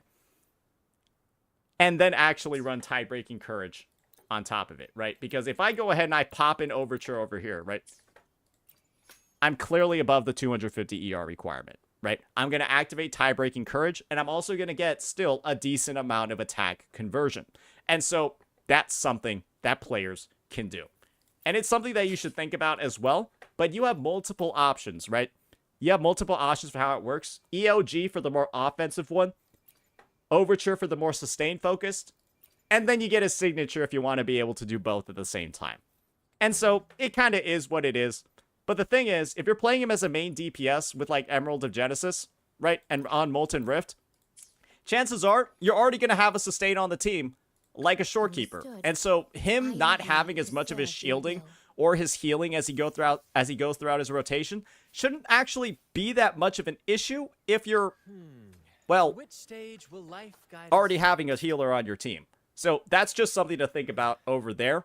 A lot of people, I think, are overstating the signature reliance of this unit. His signature is what gives him the flexibility, not really like his overall performance. But naturally, that's just my opinion. I've used him in all these different setups. He's still great. He's still great in pretty much all of them. So yeah, that'll be that for the build. That'll be that for the weapon. He does have some other options as well, where like if you really don't care about ER at all, you can run like Red Spring and try some stuff over there because it gives a nice basic attack damage bonus. But it's like EOG is going to be a lot more accessible. And honestly, if you get a lot of dupes of it, the ER substat on it goes relatively high, and you can still get some decent conversion out of it. And of course, you can also try with Blood Pack's Pledge, but this thing is like, it's like okay. It has a decent ER substat, but it's like still not really that close compared to the other competition. I wouldn't say that you should explore pretty much anything else. Like, don't use Cartithia's weapon, don't use Chang Li's. You could think about using like Lumingloss, the BP weapon, but I haven't done testing on that, and I also don't want to ever pull a copy of it, so I won't be able to comment on that any further. That's going to be weapons. All that stuff is covered. Now let's talk about some of the investment when it comes to Brandt, because, well, his sequence nodes are, without a doubt, some of the best ones in the game. His first one is essentially going to give him up to a 60% damage bonus just from going through his rotation. Basically, Brandt is like, if you use an intro skill or you flip, you're going to get a 20% damage bonus that stacks. You saw that rotation that we just did before. That maximized this whole buff. It's essentially there if you're playing him in any capacity, just a 60% damage bonus. It also will CC the enemies when he's using his anchor. They will be stagnated. They'll be like in slow motion. It's like a Spectral Rover outro skill is going to be used on them. And it's basically going to guarantee that you can always land his anchor. Because sometimes enemies can dodge, sometimes you can be interrupted. None of that's going to happen anymore with S1. And then you get a 60% damage bonus on top of it. It's a little nuts. And then his second one is going to increase his crit rate by 30%. That's only the first part. it makes his mid-air attack and then his big nuke have that 30% increase. Those are kind of almost the only attacks that you're using in Brand's kit. And so what this means is that if you have the sequence node, you're going to change his forecast naturally over to like a critical damage one instead, because you're going to be overcapping on crit rate if you have his S2. I would have, well, I mean, with EOG, I would have 130%. On his signature, right? If I had his S2, I would be at 118% crit rate. That's a lot of stats. That's a lot of stats in one copy. Now, let's go ahead and start moving on and look at the other part. His S2 also basically gives him a damaging outro skill where he'll just pop in, deal what is almost like a coordinated attack for 440% of his attack up to 2 times when someone uses a resonance skill. So it's kind of just like, this is one of the most overloaded S2s I've ever seen. Honestly, it's like, you take a look at what Chang Li's is in comparison, and you're like, huh? Bro gets 5% more crit rate, and then also a whole damage passive on top of it. This is like, it's so cringe, what the comparison over here. Right? Like, 30% or 25% crit rate, cool. 30% plus a whole damaging passive. What? They're only gonna get better. This third one just straight up increases the multiplier of return from ashes by 42%. Guys, this is the ability that the final hit is dealing 1,033% motion value, and that's going to be, this number is going to be increased by 42% with that node. His S4, it's mostly sustained. Okay, so maybe that's why some of his earlier nodes are strong, because this one focuses solely on his sustainabilities. 20% bonus on his shield, and then it's also going to heal enemies as well when he actually casts the anchor, right? It's like, sure, his sustain's already really good. Let's make it slightly better. It's powerful, but it's also like, you don't really need it. And then this one over here, he just gained a 15% basic attack damage bonus, which everything in his kit scales off of other than like 2 abilities. Simply attacking is going to give that bonus. Very strong as well. And then S6. Increase the damage multiplier. Oh dear. Increase the damage multiplier of his attack. I think a light bulb is going out. I might have to go replace that later. The damage multiplier of his attack goes up by 30% when he's doing his basic attack mid-air string. And then when he uses the big anchor drop, there's going to be a secondary blast afterwards that deals 30% of the damage dealt. And guys, this Return from Ashes cast is getting buffed by this. It's getting buffed by this. It's getting buffed by this crit rate boost as well. It's also getting buffed by the S1. And so it's like his S6 in isolation doesn't look that good. Oh, only 30% more damage. But that's 30% more damage on top of all of the other buffs that the prior nodes are giving. And the end result is that this character at S6, he's kind of cracked. He's kind of crazy. But I would say that S2 is probably the best stopping point over here, because you'll get maybe S3 if you really want the biggest nukes possible. S2 or S3 is probably a good stopping point just to like maximize his damage and, you know, get you some crazy screenshots and some crazy AoE. So, yeah. That's that for that one. That's the sequence nodes. Now, it's time for us to move on to and actually start getting into some team walkthroughs. And we're going to be going through Tower of Adversity first, extending on some of the demos that we've shown, and of course, getting into Whimpering Wastes as well. So let's start actually talking about it. Alrighty. So the first team that we're going to be showing off over here is going to be currently Brandt's best in slot. Actually giving you all some time to look at the the mono fusion lineup. And this is just kind of like what we're going to be going in with for the overview. This is the Lupa build, 130 ER, 73.1, 284. She's going to be Honor Sig. She's going to have Flaming Claw print, that fusion damage buff to the entire team ready to go. Brandt, you've already seen the build. It looks solid. We're going to be using an ER3 cost on both slots because we have Lupa. And then we're going to be running Chang Li over here with her signature as well and a 70-76. The build here could use a little bit of help, but I kind of built her in 1.1 one, and I haven't really looked back since. So, yeah, that's going to be the team that we're using over here. And we're just going to be taking against that same floor against the Sentry Construct, and then just talking about some of the dynamics and how it's playing out.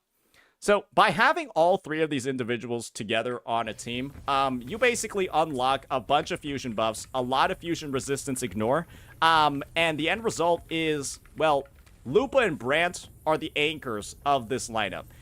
Chang Li is actually the most flexible unit in the Mono Fusion team. You can replace Chang Li with like a Chisha or an Encore and not really see too many huge differences in performance, but you kind of need these two to make Mono Fusion occur.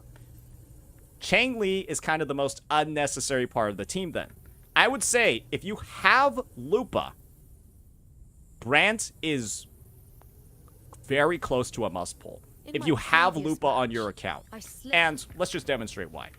So, to start off the rotation, use our Lupa Liberation, and then just, you know, start clicking some buttons on her, right?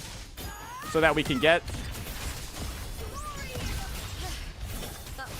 Okay, she didn't parry that. Let's try that one more time. I thought she was going to parry the air attack from the Sentry Construct, but she sort of just did it. That was weird. Alright, so yeah, we're just going through, we're rotating through the team, getting Lupa's forte. Alright, and now, that's enough to go right onto Brant.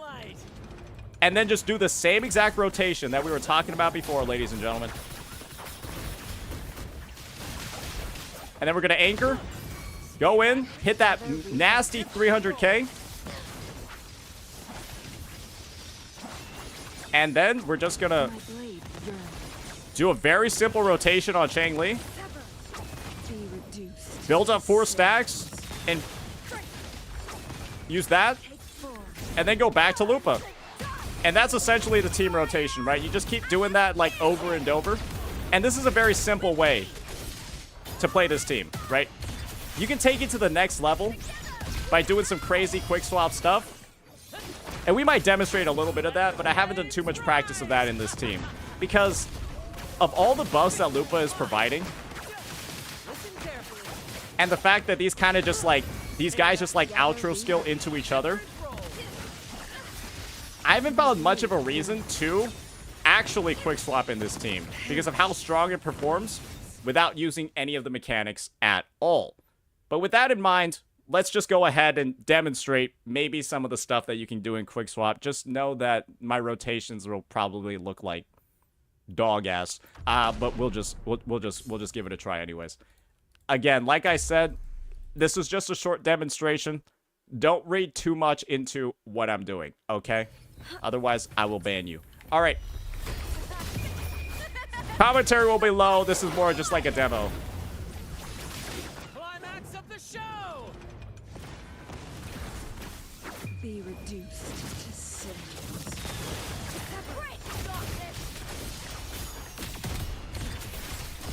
Into the spotlight.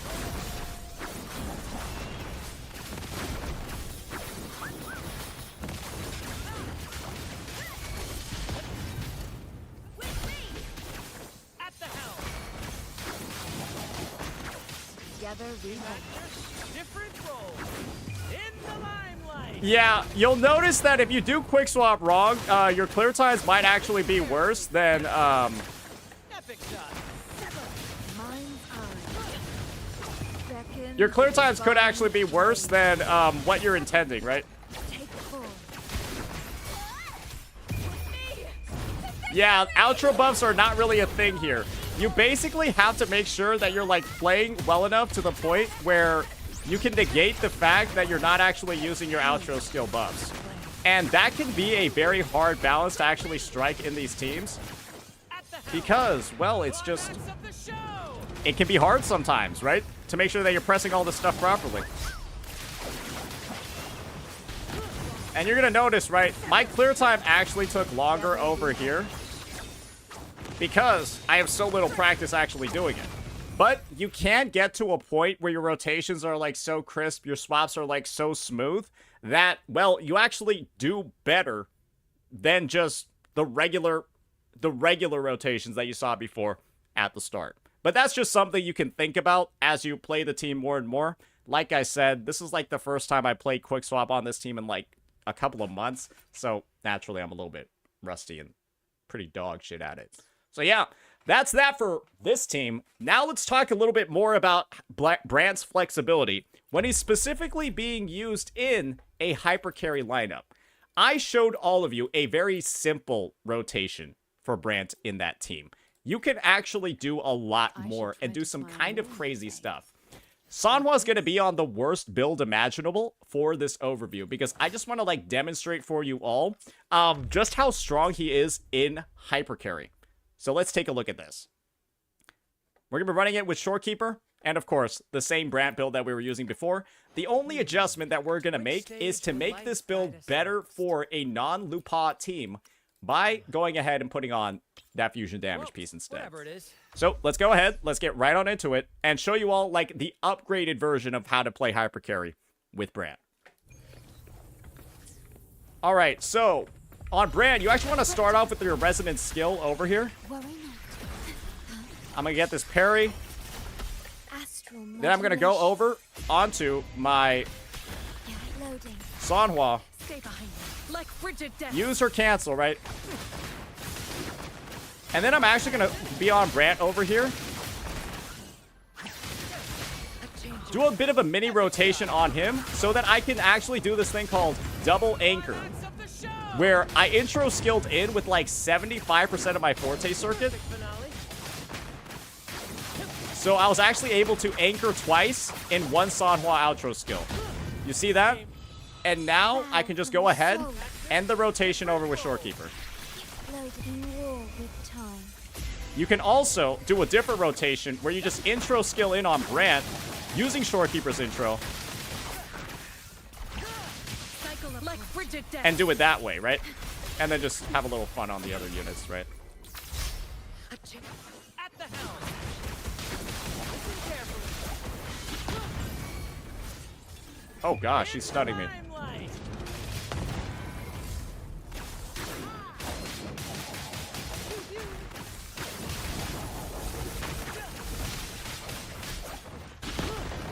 I took a little bit longer on that rotation as well, and I actually lost Sanhwa's outro skill buff, so that's a little bit unfortunate. But you can see over here, right? Stay behind me. That's just some of the stuff that you have available, and this team is actually quite strong. And naturally, right, this team would be a little bit more strong if my Sanhwa was actually, like, built for, like, even the slightest amount of damage. But she's not. She has literally nothing, right? Let the flames rise. So, yeah, that's this one. Hopefully I don't die here. Okay, well, that's a little embarrassing. So, yeah. That's what it looks like when you're doing some of like your double anchor rotations. And once again, that is with a sub DPS who is literally not built. She has nothing. She had 700 attack on an overture with +0 echoes everywhere. So that's kind of like really that's just all his raw damage output. And we still made one mistake on one of the rotations, but it is what it is. That's what he looks like in hyper carry. You can actually, if you have Lupa, one of the teams that you can run is actually going with this, because Lupa's outro skill, right? I shall have And this is one dynamic that I forgot to mention in the other teams. Lupa's outro skill is 20% fusion, 25% basic, which is perfect for Brandt, right? And that can actually be an upgrade to Sanhwa if your Lupa is well built. Brandt's outro skill then goes to Chang Li, right? Because it's resonant skill and fusion. And then Chang Li's outro skill goes into Lupa. So that's what I meant by the whole like outro cycling, and why when you play it in Quick Swap, you got to, you know, kind of sweat to make up for the lack of outro skill buffs that you're going to have. So yeah, that's that one for the TOA demos. This is another team that you should think about, but I'm going to be honest, if you already have these two, just literally replace a Shorekeeper with like Encore or something and use her on a different fucking team. Right? Like, there's really no reason to ever play this team because there's plenty of other teams on your account that can use Shorekeeper, and you can just use Chisha, you can just use Encore, you can just use Chang Li. Like, there's so many other options you should be using instead. So that's why I never recommend this one, because there's no universe where you're probably playing it. that's the TOA. Now let's talk a little bit about Whimpering Waste. And this part of the video is going to be a little bit rough. And the reason why this Whimpering Waste part of the video is going to be a little bit rough is because Whimpering Waste, as of now, is a fucking disaster at the time of recording. HP inflation has essentially turned the mode into one of the hardest endgames that currently exists in Gacha. And Brant, however you want to see it, is actually a character that can do exceptionally well in the game mode. And the thing is, I'm not going to run the hypercarry lineup. I'm just going to be using the raw fusion team to kind of talk about what's going on over here. Because I'm going to be honest, guys, it's kind of a disaster what these devs have done. Brant's team in particular has this really, really good fusion token that's available, at least on this reset. But because I don't want this video to be like only centered around that sort of interaction, I actually want to showcase what kind of performance you can expect when you're doing a couple of things. A, we're going to be using the best in slot team, but B, we're only going to be using a purple token that's available every single reset. And C, we're going to add another layer of difficulty for us to kind of show this baseline clear. And we're actually going to be going against fusion-resistant enemies in the first half. Just to show, right, like how strong is this team, assuming, you know, relatively bad overall conditions. Because otherwise, right, if it still performs well and it still gets good clear times, then it's kind of just like, okay, then it's only going to perform better in other contexts. So we're just going to put a demo team on this side. It doesn't actually matter. And we're just going to do it, and we're just going to actually play it through, talk about some of the interesting tips and mechanics you can actually do with specifically Brant only, and a couple of other characters. And, you know, just give our overall thoughts about how this team performs. Let's get right on into it.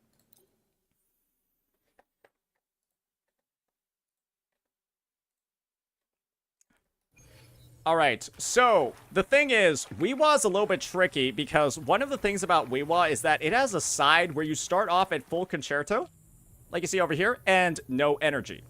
The fusion team is actually one of the most interesting in the game because it's kind of, like, it's kind of good with those restrictions. So let me just first talk about what you typically want to do. You're actually going to start off on Lupa, use like her echo skill and stuff, then like go over to Chang Li, use their ability, then go over to Brant, right, quickly echo skill, go back to Chang Li, and then, well, I kind of fucked up the grouping over there, but you can kind of see what's going on. You can get to a Chang Li inflamement in this lineup almost immediately. And so I'm just trying to do that without fucking up the grouping on these mobs over here. Okay, okay. Together we bond. Epic shot. Together we bond.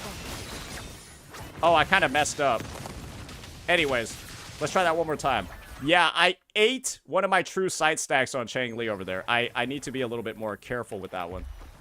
Okay, so starting over here on this side. Together we bond. There we go. Together we bond. And you can see over here, oh man, that's looking pretty good on this Wuwa reset, right? That's looking pretty good. Who's the caged bird now? Especially knowing the HP inflation that's been coming out, right? My And brave unfortunately, right, we're not going to get that. Now we can just sort of like rotate through the team as normal. With like the Lupa Liberation and all of that, now that we've gone ahead and actually, you know, blown up that wave. And now Brant's over here, ready to come in on those grouped enemies. We got some chop chops kind of causing some havoc.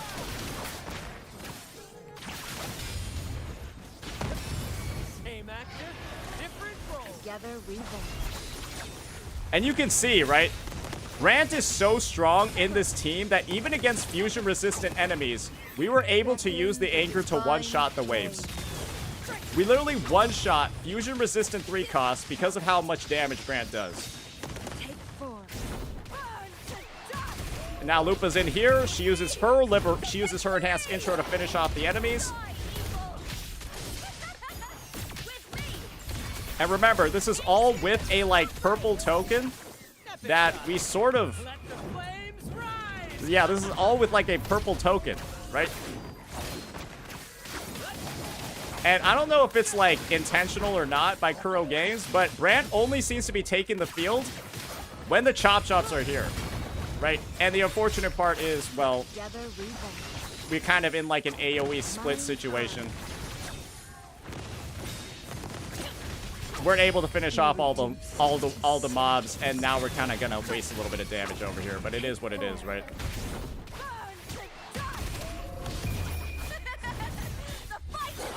And so, on our first try, we're easily clearing the, we're easily clearing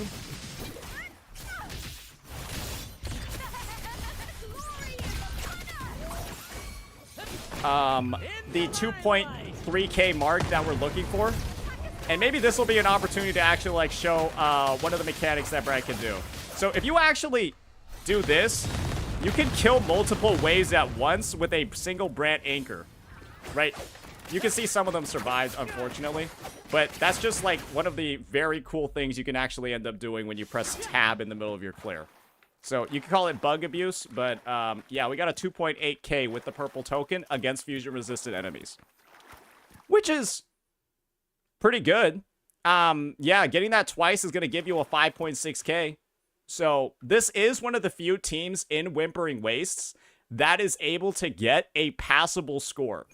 Currently, this Whimpering Waste is so overtuned, at least the one that I'm showing it for, that, like, only the Frolova teams feel comfortable, and some of the Mono Fusion teams. Like, you run, like, your Gions, your Zanis, your Cartithias, and you're getting, like, 1.8k, 1.9k, 2k, if you're running, like, Gion or Camellia or, like, Cartithia and, like, Zani and stuff like that. They're not doing good because they've HP inflated the mode significantly. But this is one of the teams, because all these characters end up dealing some sort of damage, right? You've got the healing, you got the massive AoE on all of them, you got the grouping a little bit from Lupa as well. Well, it's just, it works, right? It's a really good team for the game mode, but unfortunately, the game mode is just kind of fucked up. But if you are struggling, I mean, I'm not going to give you the advice that, like, you shouldn't pull this team if you want, like, a really good Wuwa team, but it is a little bit on the nose how good these teams are in Wuwa relative to the other ones. And I do think it's, like, it's definitely something that Kuro should, you know, explain, talk about a little bit more, and, you know, address, because it is kind of a little bit much. So yeah, that's going to be the whole breakdown of all of the different ways that I think Brant can be used.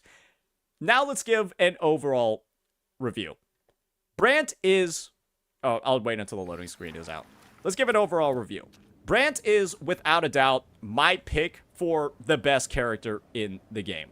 Because A, he can be used as a hyper carry. B, he can be used as, like, a sustain in the fusion team. C, he can be used in, like, quick swap with a bunch of other units. And stuff that I haven't even talked about yet is just the overall versatility of him having an outro skill that buffs other characters.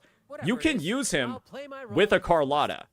You can use him with a Frolova, because he buffs Resident skill damage. And his rotation, while not being the fastest out of the sub-DPS characters, gives you a shield, heals, and then also deals a massive burst of damage. So he's doing all of those things, still has buffing, and it's just the value that you get for investing in him, the value that you get for maximizing the potential of his kit through his substats and, like, his conversion, all of that.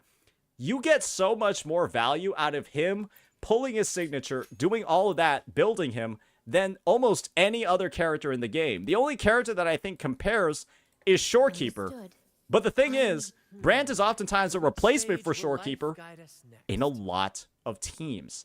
And so it's kind of just like, by pulling him, you also make Shorekeeper more free to be used on other teams as well. So it's like, he's valuable in terms of meta strength, but he's also valuable in terms of how he lets you use other characters on your roster. Freeing up Shorekeeper to be used on all of your other teams is a huge benefit. On top of that, he scales amazingly with sequence nodes. And this is something that I didn't talk about yet. He's one of the best hologram characters. He's one of the best hologram characters in the game because of the massive healing he provides, the shielding, all of that. He prevents the one-shots that can ruin your run in holos. He works in holos. He's one of the best Wuwa characters, one of the best TOA characters, potentially the best hologram character.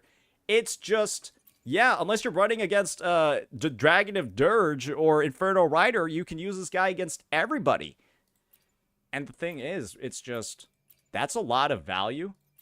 That's a lot of value for one singular unit on the roster. And just because he's a dude, just because he has a dong, doesn't mean he's bad.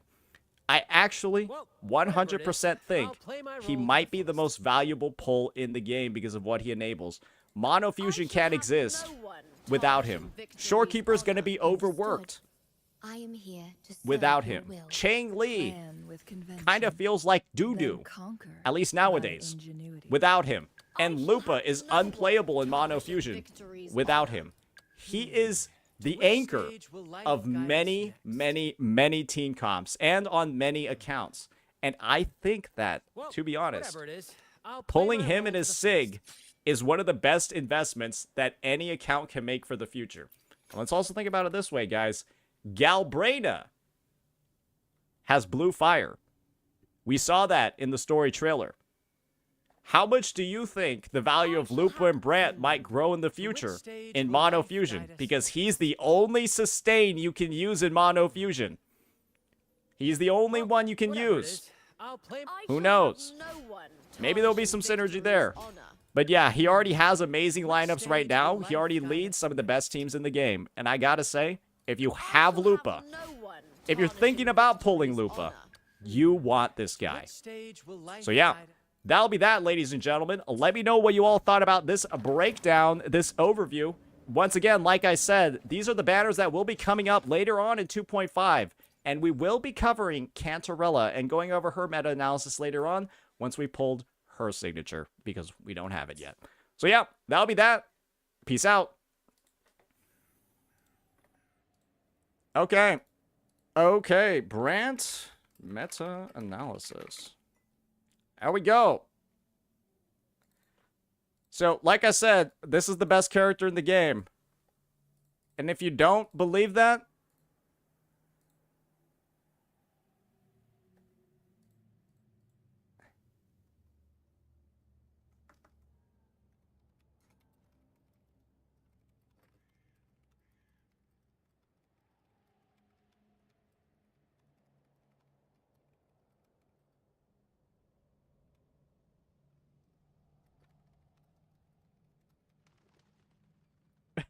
all right, sorry. I was just talking with the Prydwen guy. I was just talking with the guy in charge of the Prydwen tier list. Bro was like, you know what? You're entirely right about Wuwa. The tier list is completely fucked right now because we think Kuro's gonna unfuck it up. Cause yeah, if what's going on in Wuwa continues, yeah, they do have to change the entire tier list. They gotta change the entire fucking thing. Yeah. They also might be bumping up Frolova to tier 0. I do think she's just there. It's just her after-sound mechanic is too broken to not be good in that game mode. Her after-sound is too fucking broken to not be ridiculous. Alright. Let's see what we got over here. Alright, guys. Is this a fun video idea? What if I try speed running? What if I try speed running Overflowing Picture Book?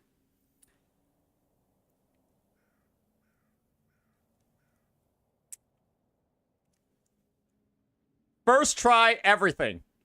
First try everything. We do the entire thing, and then maybe we do like a fun little compilation video out of it. All right. Yeah, let's do that. Why not? Alrighty, ladies and gentlemen, it is no lie to say that version 2.5 has been a little bit stale. But fortunately, even if it has been stale, there appears to be one event that's a good bit of fun for a lot of individuals. Overflowing Picture Book. And I thought, well, without a lot of actual stress in the game, you know, in this update, aside from the Whimpering Waste reset, why don't we make this a bit of a challenge ourselves? Our goal is to just speedrun this entire damn event and see how fast, from start to finish, all 21 puzzles, how fast we can get it done. The goal is no errors, no mistakes, get them all in the first try, and be done with this in about 10 minutes. Let's go ahead and let's see how it goes. And I'll be making sure not to look at my chat for help. Though I'm pretty sure my chat would probably just go ahead and mislead me anyways, because my chat wants to see me fail. Let's get right on into this. All right. Talk to Alec. Okay, well, I guess this will be part of the speed run as well. All right. Boom, boom, boom. Let's go. Get ourselves to Raguna. Let's do it. I should have bought a new SSD in preparation for this. We're eating into the time, boys. Huh?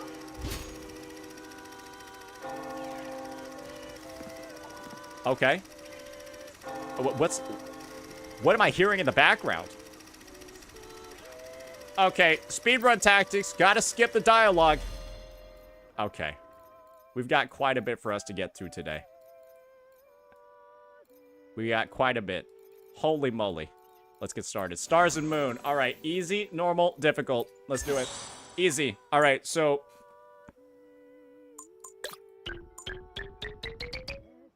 I mean, this one's just like... Okay, I get easy, but... Oh my god, I fucked up already. I already know I fucked up, though. It's fine. I already know I fucked up. It's no big deal. It's no skin off my back, okay? Relax, okay? I misclicked. It was an input error. See, I recognize my fuck up, so it doesn't count. Easy. First try. All right. Now, normal. Woo. Okay. All right, bucko. This seems a little bit complicated.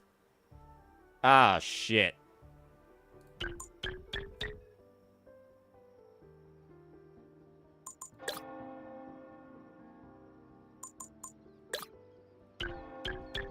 Two moves remaining. Okay. All right. I got this. Okay. Shit.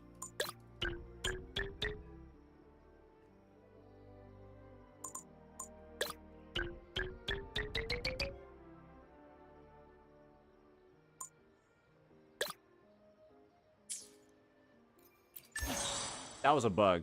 That was a bug. Wait, why is this one actually, like, kind of difficult?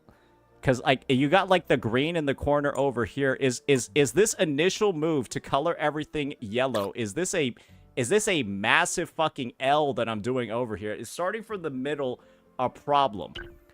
I don't think that this is the wrong move. It's probably the red, though, that I should... Yeah, okay. Okay, all right. Slow your horses, chat. I'm not stupid. I'm simply still waking up. You see, there's still coffee. There's still coffee in my... I'm about to spill, but you can still see there's coffee in my mug from this morning. Okay, now difficult. Okay. This is the one that we're gonna get for the first time. Without a doubt. This one is baby shit.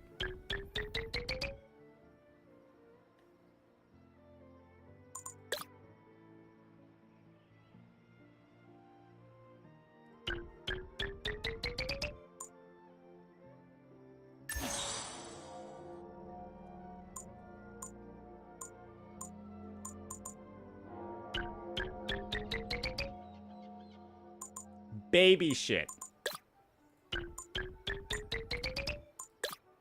Easy. Okay, first or second try for all of them. Absolutely effortless. Stars and Moon, get out of here, bucko. You just got cleaned out, loser. Sunday in Riccioli. Let's do it. Let's do this one. All right. I mean, this one just inherently seems not that bad.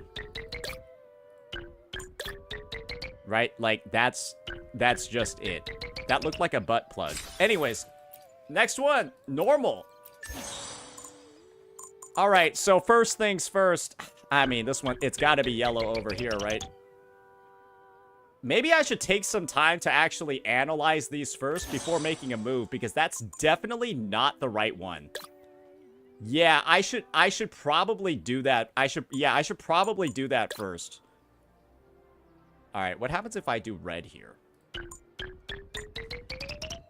Sometimes you just gotta like test it out, right? To like see where all the colors are going. Wait, I was supposed to turn them all red. Oh, make sure you read the directions as well if you're speedrunning, because you can do the wrong color, which I might have just done that. Okay. All right. So the goal is to turn them all red.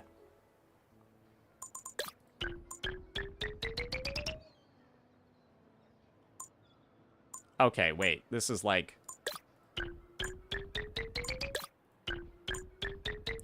Alright, new rule, chat. I've got to read the directions first before making a move. Make sure I adhere to that promise, okay? I've got to read the directions first, because I had it. I had that last one. I was in my mind, I was thinking, I could just make all of these any color. Then I remembered that was something that got me before. Alright, here we go. Boom! The fuck is this? Alright, turn them all red. I mean, it's like, it's kind of clear you gotta do blue here, right? And then you just do... Wait, is this one not, like, this is legitimately... Wait, that's straight up the easiest one. What the fuck? Like, why was that one the difficult one? That was the easiest one out of the bunch. Alright. Raguna Memories. Let's see what you got, buddy boy. Alright, we got a green linking all of these yellows over here. I kind of... Okay, I gotta turn them red. Remember that. Bro, these are getting easier. These are getting... Yeah, Kuro probably heard feedback from all the dumbass losers who couldn't get it on the first try in the first couple of overflowing palettes like I did, and they just had to make all of them easier. What the hell is that? What the hell is this, buddy? Come on, man. Okay, 4 moves, and I gotta turn them all red.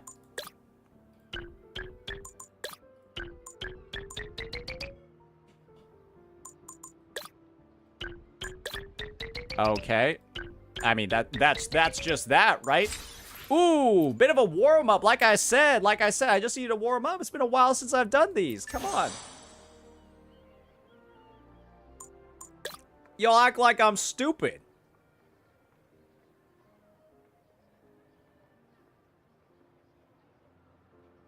I feel like I should...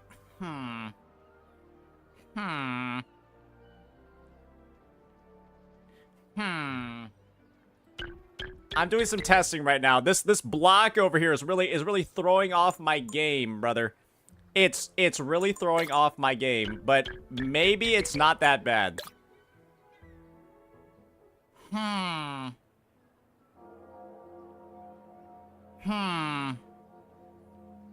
No, I need to test something right now. With turning this yellow, would it spread if I turn... Because I'm wondering if I turn it yellow over here, is it going to spread it?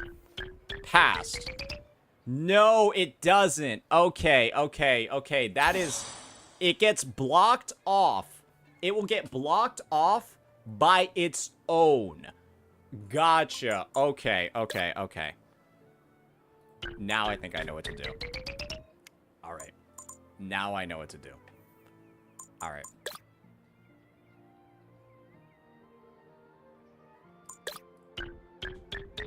Okay, I have no idea what to do. I'm kind of just goofing around right now. Okay. That was... This one is hard. This one's hard, brother. I mean, blue over here seems to make the most sense because now we could start sort of like connecting them. The thing is that like... The thing is, like, I could start like connecting them, and then I guess it's like if I use yellow... If I do yellow over here, then it's like, but now I don't have enough moves to do that. Brother, this one is kind of something, man. What if I start off with yellow though?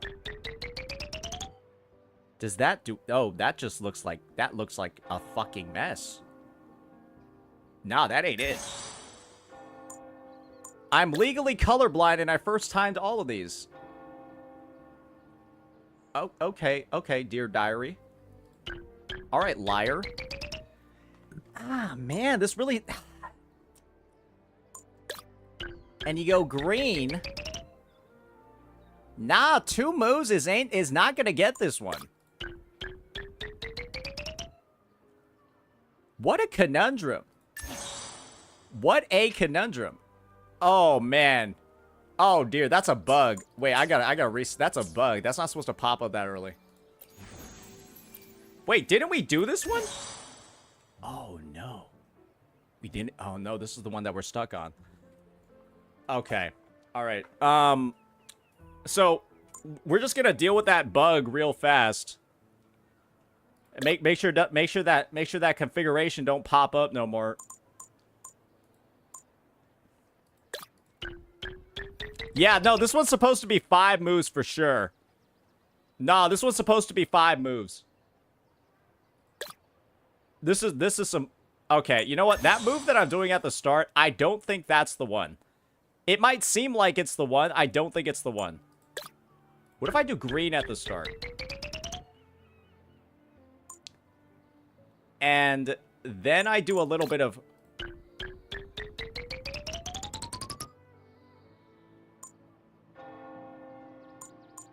Then I do a little bit of a blue. That. Wait, no, this is actually it. Anyways, I'm a genius, so let's go ahead and move on to the next puzzle. Yeah, I'm a genius, so let's go ahead and move on to the next puzzle. All right, we got a forest in dawn. Easy, easy, easy, easy. All right. Why is Kuro gay?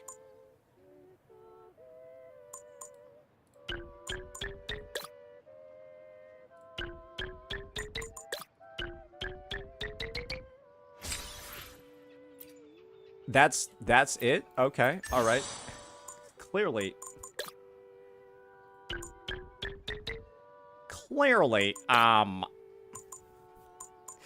this one.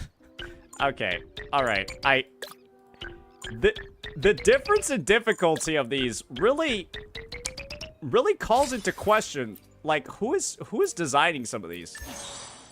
Like, are they just like intentionally mean sometimes? Like, there's no way that this one can be like wild, right? Like, you can clearly see that the yellow ones are the only ones that are connected, so you just go like, you just go blue, right? And then you, oh. I see. All right, well, then you go red. Then you go yellow. Yeah, no, this one is way too easy. Yeah, that one's way too easy, brother. Let's go to Windmill of Eglet. Yeah, Forest of Dawn was a joke, bro. Forest of Dawn was a fucking joke, bro.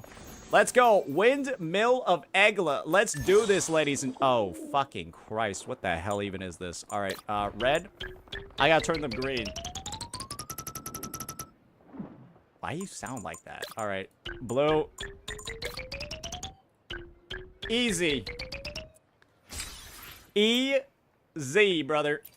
All right, now we got Windmill of Eglet 2. 4 moves. I might be wild in thinking.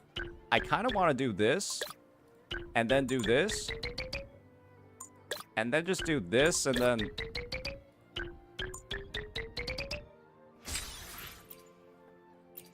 All right, difficult. How difficult is difficult?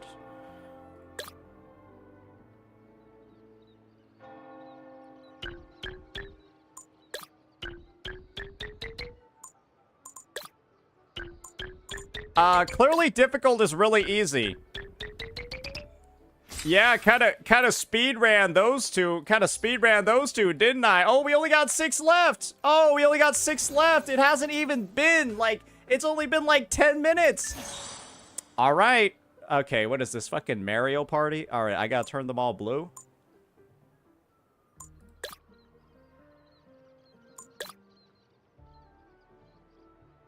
Why do I feel like slightly confused? Okay, okay, that was a misclick. I'm sorry, that was a misclick, boys. Misclick, misclick, misclick, misclick. Misclick. Okay. It's fine. Misclick. I was just testing out the feature. See, I even reset it mid-animation because I knew I misclicked. Doesn't count.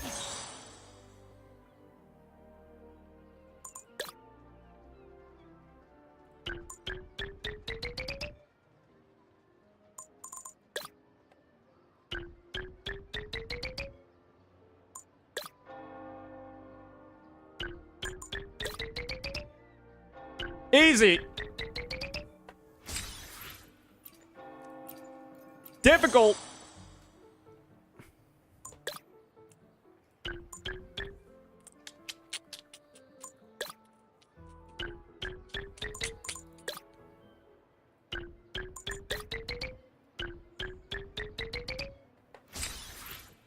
They call me a speedrunner, by the way. In and out, 30 seconds. In every single context possible. All right. Let's see over here. Turn all the blocks yellow. Why not?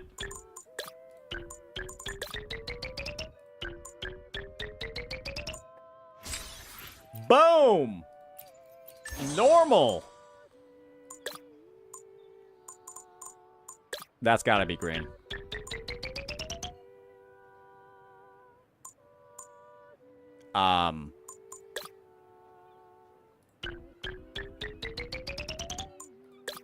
I feel like there were multiple ways to solve this one. But sure, I'll take this one. And now for the last one, ladies and gentlemen. Oh boy. Probably less than 15 minutes for this whole thing. We only got locked on like one of them, right? Surely that wouldn't happen again. I'm totally not confused by what the fuck I'm seeing right now, because this is... Brother. What the hell is this? 5 moves? Okay, this one's just gonna take a while because it has 5 moves, brother.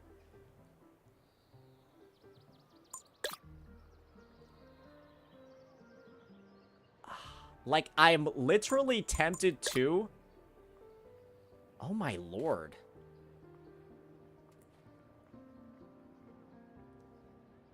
This one is actually... This one is... They really pulled out all the fucking stops for this bad boy. Ah, man.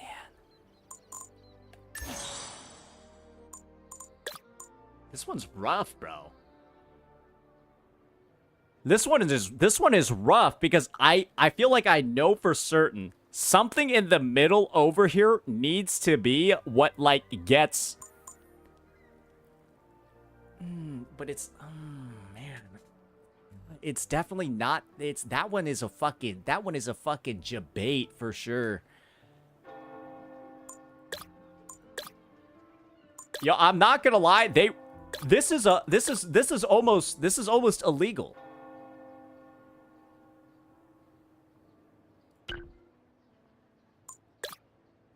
All right, this is probably stupid, but like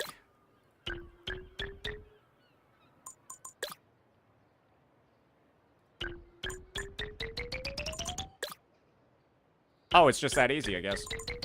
Oh, I guess it's just that easy. All right, well, I guess that's that, ladies and gentlemen. Looks like we're done with the game mode.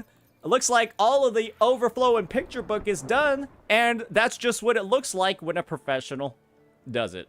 All right, anyways, that was just a fun little challenge that we just decided to do because I actually like doing these overflowing picture books. Sometimes there are those moments where I kind of just like sit down and just get like absolutely brain tickled by them. And that did occur, I think, 2 main times on that last one, and then that other one, you know, somewhere like Raguna Memories. I think it was like one of the 3rd stages. But overall, I mean, good fun, good little side game, and the rewards did seem pretty decent. I would give this event, after having gone through it, a 7 out of 10. Let me know what you all thought about this one, ladies and gentlemen. Peace.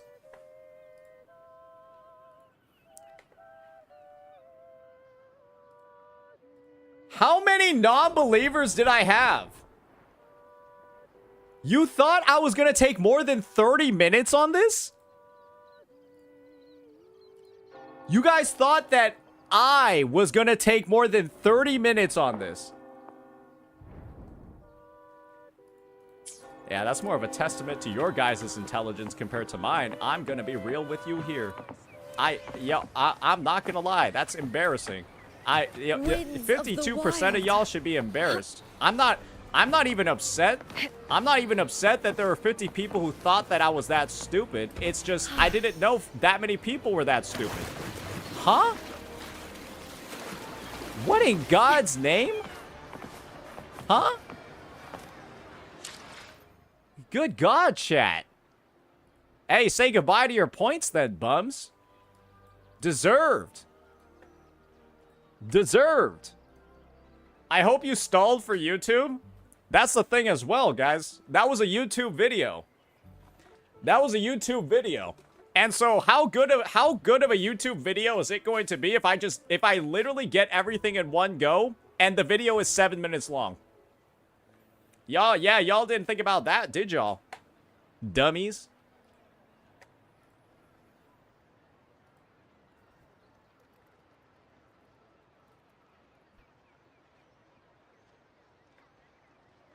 That was fun, though. That was actually fun. I do like the overflowing palette puzzles. I do like the overflowing palette puzzles. They're quite good. He had a cheat sheet on the side. Sure I did. 2 monitor for sure. I mean, I do have 2 monitors, but no, I did not look up a cheat sheet for overflowing palette on the fucking side.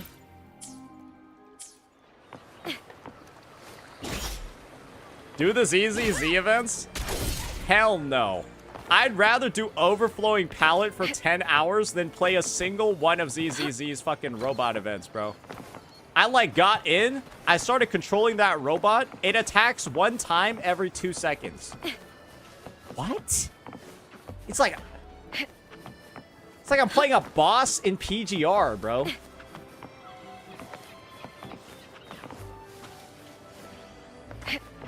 I'm good, man. I'd rather do Dreaming Deep than ZZZ events. You know what? You're probably right. You're probably actually justified on that. You're still stuck on 2.0. We actually finished ZZZ 2.1, and the feedback for that quest is that is one of the worst quests I've ever played. Without a doubt.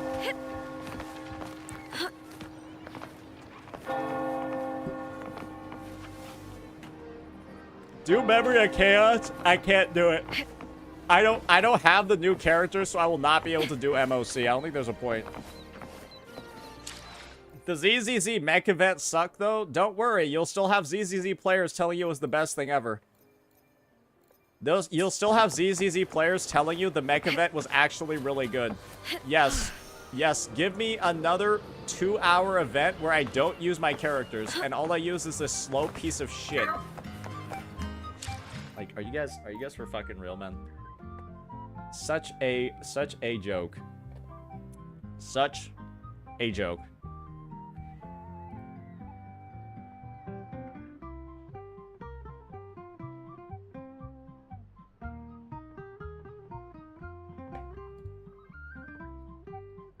Same tone, you can play Cyberpunk.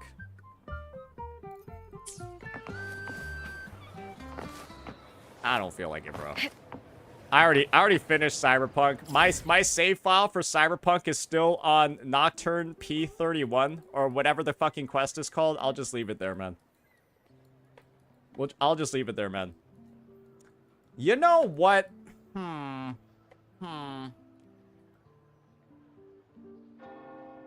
trying to think about it. Because, man,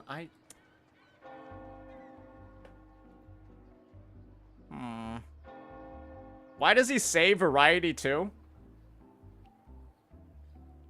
Because I do variety sometimes. It's just been When I feel like making the stream longer, I get into some variety. But when the stream's not as long, I don't do as much variety. Right? And the thing is that it's been hard to adjust the schedule. It's been hard to adjust the schedule because 2.5 literally has, like, no... 2.5 does not have any combat events. Like, bro, the most fun event of the patch is already over. I literally did it in 12 minutes. Or, like, I literally did the most fun event in the patch in 15 minutes. That's fucking crazy. It's done. It's cooked. It's over. All right, we'll just close the game for now. That was fun though. I always have fun playing Overflowing Palette on stream. It's actually enjoyable because then chat can pretend for half a second that they're actually smarter than me. It's great. It's like a great activity for like both sides of the party.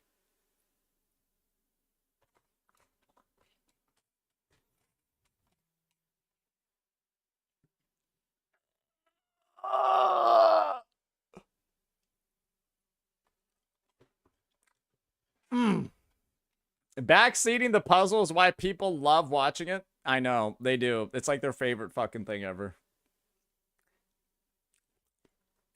Alright.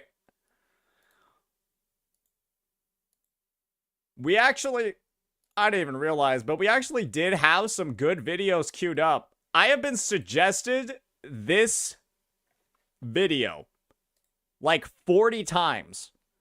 And the thing is, right, this is a fucking minuscule, like, I don't mean this as an insult, right? I don't mean this as an insult. This is like a fucking brand, this is basically a brand new CC. This is basically a brand new CC at this point. I think I saw it yesterday. They might have been at like 10 subs prior. 10, 20, 30 subs prior, and now they're, you know, they got a one. I think this was at 57 views the last time I saw it. So why don't we give this a bit of a look? Why don't we give this one a bit of a look? Because this is what we've been able to do. Essentially, we've taken some good videos from some small creators over the past couple of weeks, and we have been able to like actually get some very good views on them, you know, boost their subs by like a good like 1, 2, 3, 4, 500 and kind of, you know, get into it that way. And the like ratio on this one looks pretty good too. Has good humor, very funny. All right, perfect. Let me go get some more coffee and then we'll get right on into this one. How about that? How's that sound?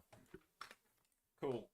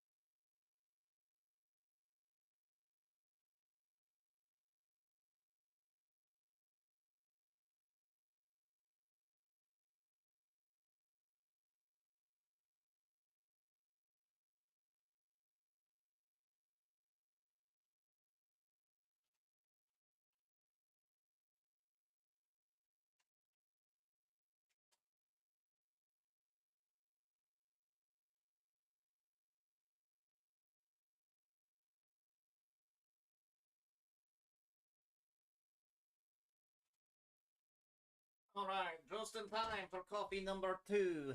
Let's do this. Let's do this, everybody.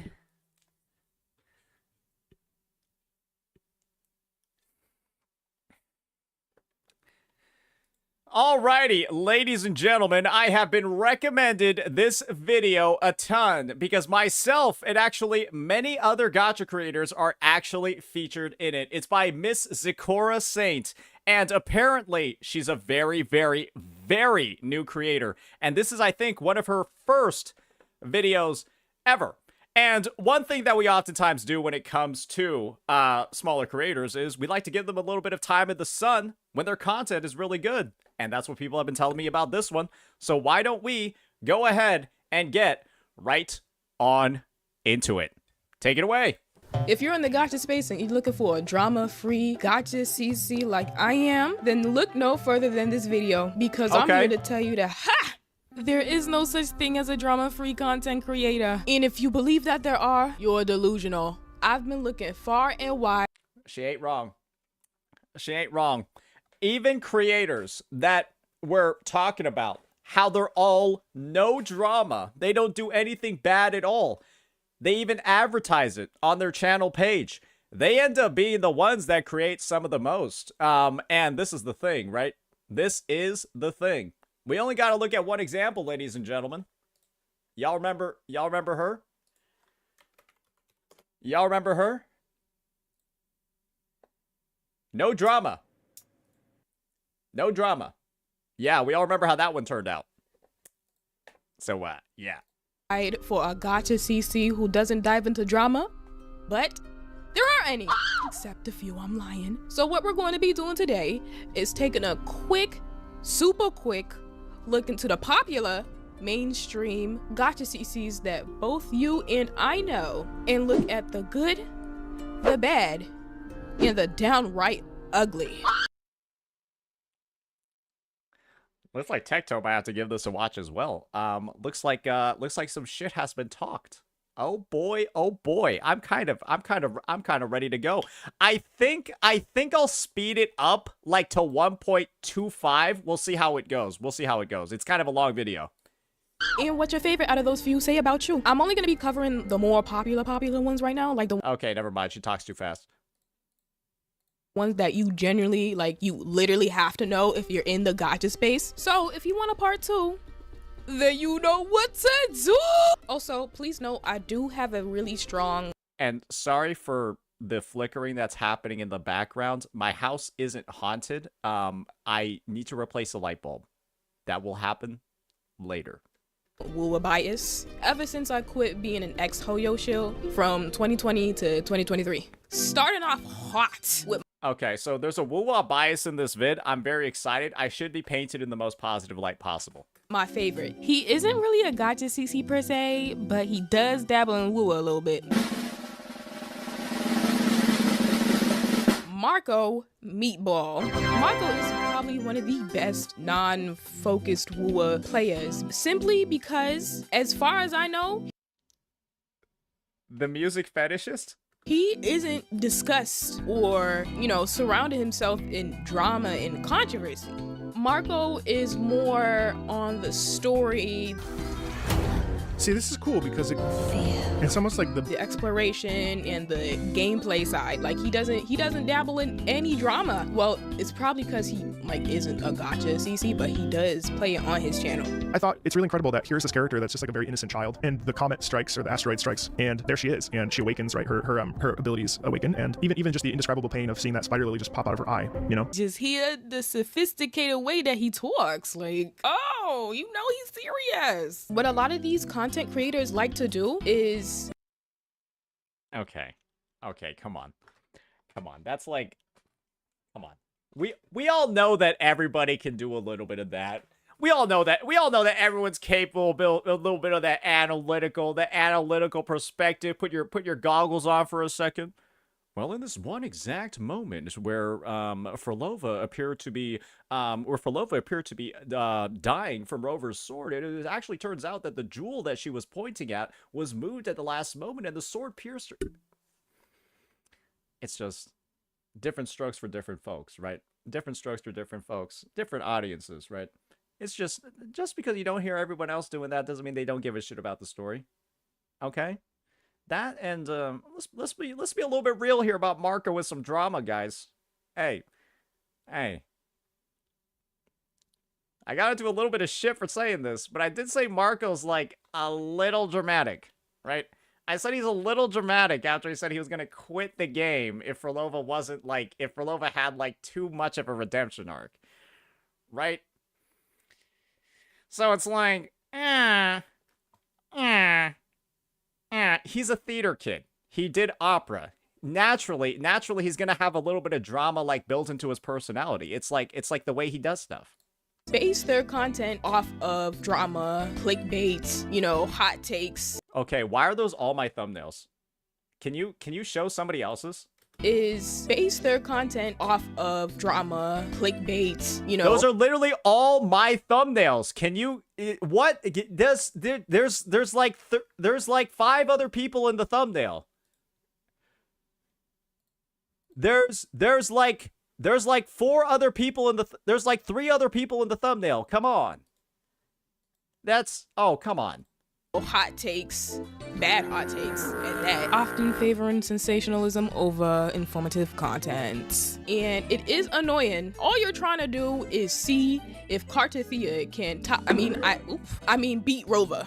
Marco does like none of that except share his own opinions, doesn't tear people down, and doesn't overly sexualize at all the characters. Like everyone, and I mean everyone else does. I couldn't believe it when he didn't comment on the Lupa cake in that little trailer. Hey, eyes up here!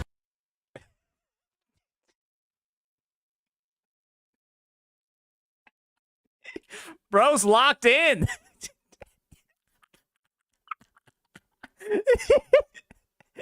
But like, what could he be locked in on? There's only one thing to be locked in on during that scene. It's like, I'm not gonna lie, it's like, bro, did bro like grimace? Hey, eyes up here! Ladies and Good animation. Okay, never mind. Wow. Dude. Oh, damn. God damn, bro, is he looking good? Holy ass! Oh, my eyes were on something. They were not up there. Hey, eyes up here! Okay. Oh, that shot! Goddamn! I can't help it. That's insane. Great camera angles. Hey, eyes up here! There actually isn't even much to say because he's so non-drama based. It's really just good things to say about this guy. He's just so... What a bunch of simps. Oh, yeah. I mean, come on, brother. When it's that intentional by the developer. Marco, you gotta do more than just a little giggle, buddy. Come on. not involved in the drama sphere. If your favorite CC is Marco, then you're here for the story, not the drama, like I am. Now my second favorite. I need to move this camera back. Why is it... Period. Okay. Don't worry about the boxes in the back. It's not Friday yet. I think it's Tuesday. It's Friday that I can finally take these damn boxes out. Now my second favorite. Ran Online. Yes, I know he's mainly a Genshin content creator, but I love his Wuwa content. And maybe just dabble a little bit in those Genshin character swaps. I would say Bran is not really mainly a Genshin creator anymore. If you actually take a look at Bran Online's page nowadays, bro is kind of just doing a little bit of everything. If I'm frankly If I'm frankly being honest, he's got, yes, he does have a lot of, like, Genshin-oriented stuff, but, like, over here we got how a terrifying stalker broke into this VTuber's home, a deep conversation between Vidal and Neuro-sama, the insane rise of VTubers, right? He's kind of, like, branching out, doing a lot of stuff, and it's, like, in a lot of ways, Genshin is almost, like, I don't want to say it's, like, an afterthought on his channel, but it's kind of become one, right? He's become a bit of a React Andy over here, so... yeah, that's, I feel like that's kind of like the tonal shift, that we've been seeing. So, yeah, I wouldn't say mainly Genshin is too accurate anymore. If you know Genshin, you know Bran. If you don't, you're lying. Brand Online is a vet, and I mean a vet. And unfortunately, up until recently, his content was 99% focused around Genshin. It was so annoying. He always praised the game and barely commented on its faults. But I get it, I do. Hoyo shills are crazy, and every single time that I've had the misfortune of interacting with one, I've become a little dumber. Bran is widely regarded as a mid-tier Gacha CC, but he is a respected voice within the community. One of probably the most respected. And he started critiquing Genshin, and now they hate him. Yeah, they will just tag him on random posts on Twitter and just talk about how awful he is as a person because he dared to critique Stygian Onslaught, the worst mode that Genshin has released ever. That is entirely pay to play, pay to win. You can have S6 units, but because they're not the right S6 units, you can't clear it. It is the worst game mode ever released in a gacha. And Bran dared say it wasn't good, and then he started getting incinerated by the Genshin community. And that's after 3 years of, like, let's just be honest here, right? That's after 3 years of basically bending to their whim and doing everything that they wanted and being like a perfect good little boy. Being a good little boy for the Genshin community. He says one critique, and now they're on his fucking case. Just goes to show, brother. Put your eggs in the right basket. Especially as he avoids the extreme versions of clickbait. He does offer a little bit of drama, but it's not as bad as these other content creators out there. Now,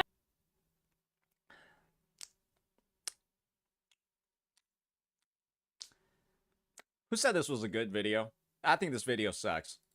since he's branching into more Wuwa content and is actually sharing more unfiltered opinions, I've been finding myself actually enjoying his content more since he's not sucking up to Genshin anymore. And he's like just, you know, become more emotional, I'd say, like the good kind of emotional. If he was your favorite before the change, you were probably a Hoyo ass kisser as well, or you just enjoyed his content. And if I think if Bran was one of your favorite CCs before he did his tonal shift, I don't think he's your favorite CC anymore.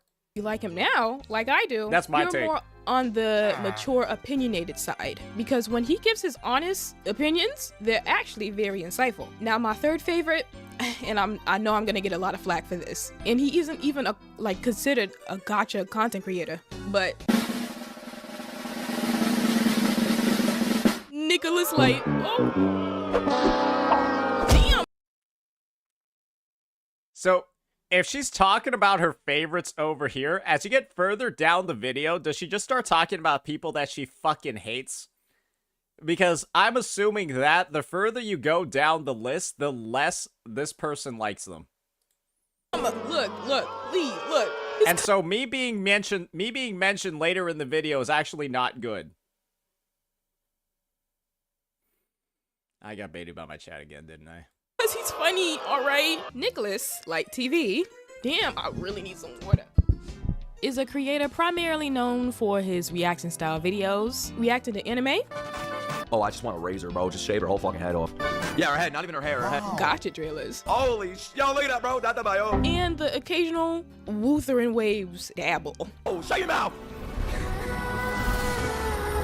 I mainly watch his anime reaction content, but when he releases a Wuthering Waves video, best believe I'm the first one there. I love his reactions. They're like so unfiltered, but like they're also valid, you know? My favorite reaction ever from Nicholas Light is kind of simple. I'm gonna go over to my channel page. There's one exact scene that was literally one of the best things I've ever seen. It was when Nicholas Light was basically getting attacked by the Genshin community.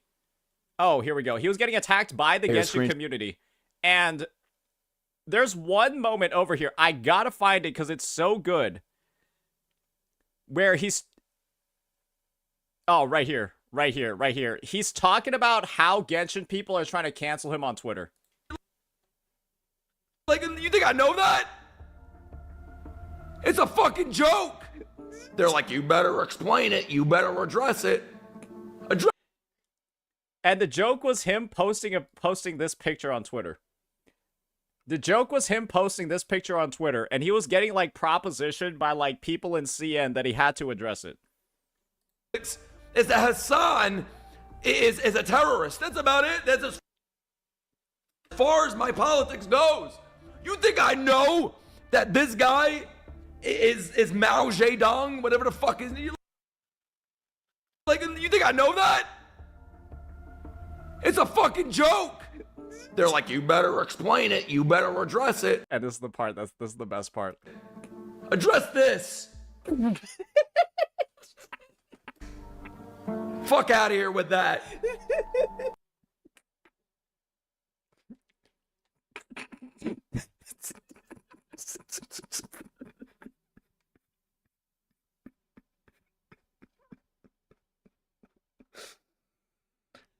So yeah, his reactions are pretty good.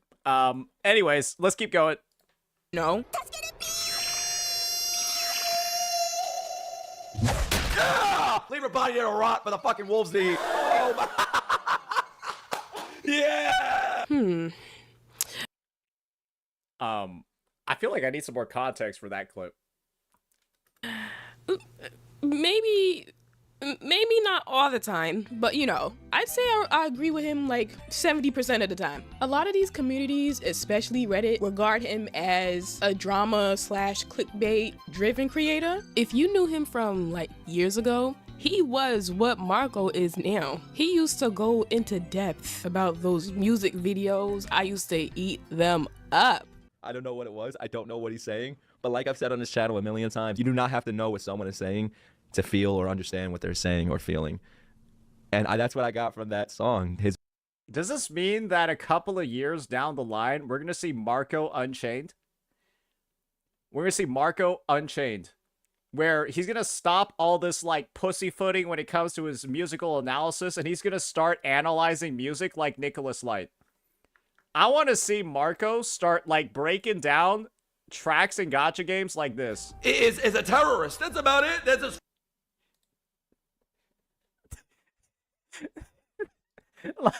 I want to see him talking about version 2.5 like that. His voice was so incredible, that passion and power in his voice. Holy fucking shit, man.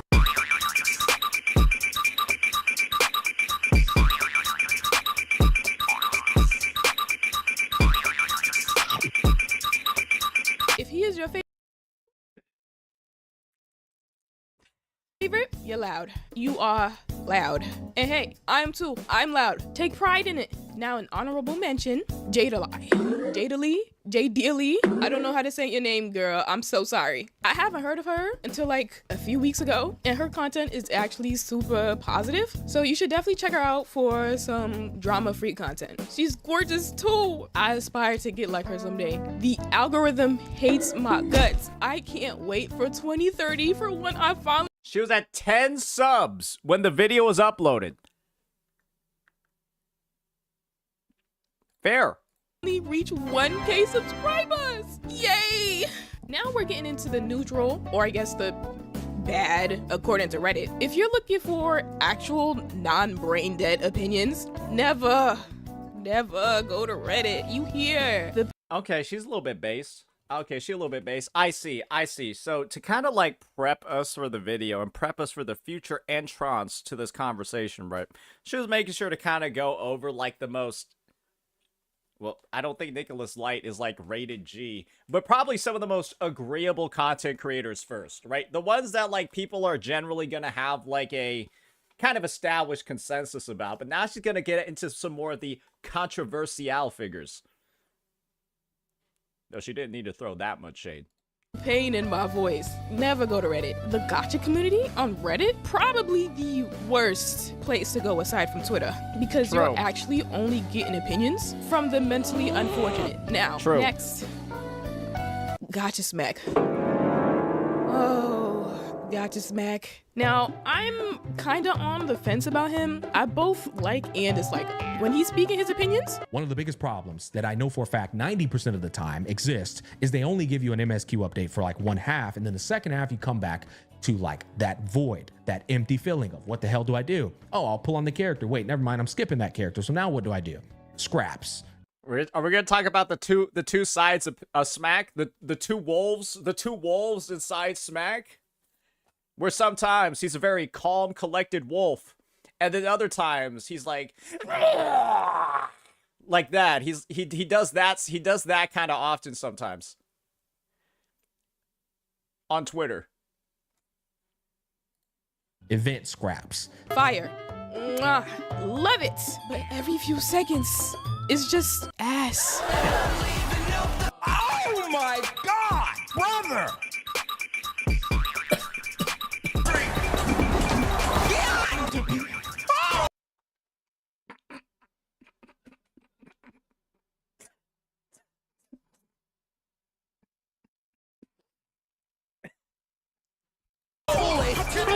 We off to a god damn it, Bobby. It's some type of gooner shit. It's tiring, but I can't stop watching because I'm so invested in his opinions. He is literally running toe-to-toe with Saint Tontes as the #1 Kurobot. He literally made an hour-long video of his opinion on the 2.5 story quest. He won. Gacha Smack won. You wanna know when Gacha Smack won? It's when he made a video glazing the 2.5 story quest, and then Smack proceeded to say this statement. Smack proceeded to say, "This quest was so good, it has altered the trajectory of my content creation career. This has defined the way that I'm going to be making content in the future." Brother, it was a fucking gacha story quest. There's no way I can top that. Who does that? You don't see Exactly. nobody doing that, do you? His opinions are generally so valid and so in-depth, you just have to sit through the goon fest to get to them, unfortunately. He's an honest gooner, and he knows that, so I respect him for it. If Gacha Smack is your favorite, you're just a gooner. Or you're like me and you love his opinions. Okay, 1 second, guys. I have like something in my eye. Oh, it's like I have a debuff right now. Let me go cleanse it real fast. All right, give me a second. I'm like crying right now. I need to go to the bathroom. Oh.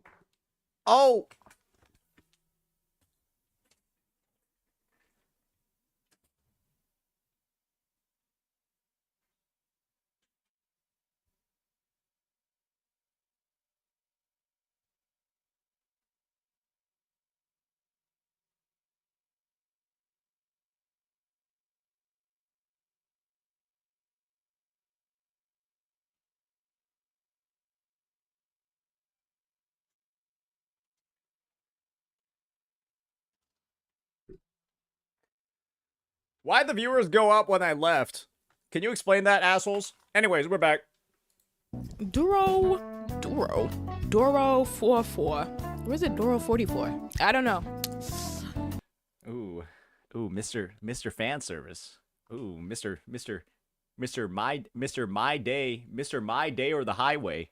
He isn't even bad, I'd say, but more on the neutral side. Many people online hate him simply because of how he sexualizes the characters, as if Genshin doesn't already do a great job doing that themselves. My opinion, Hoyosho. Maybe not Hoyosho final boss, but simply a Hoyosho. Informative, but generally just Hoyoshilling and goonin. If your favorite is Doro, you are a Hoyosho Guna. Yeah, not gonna lie, Doro does have a bit of a specifically like gooner history, and because of that gooner history, it does make like his critiques about like a like Septimon's bath feature, yeah, just a little goofy.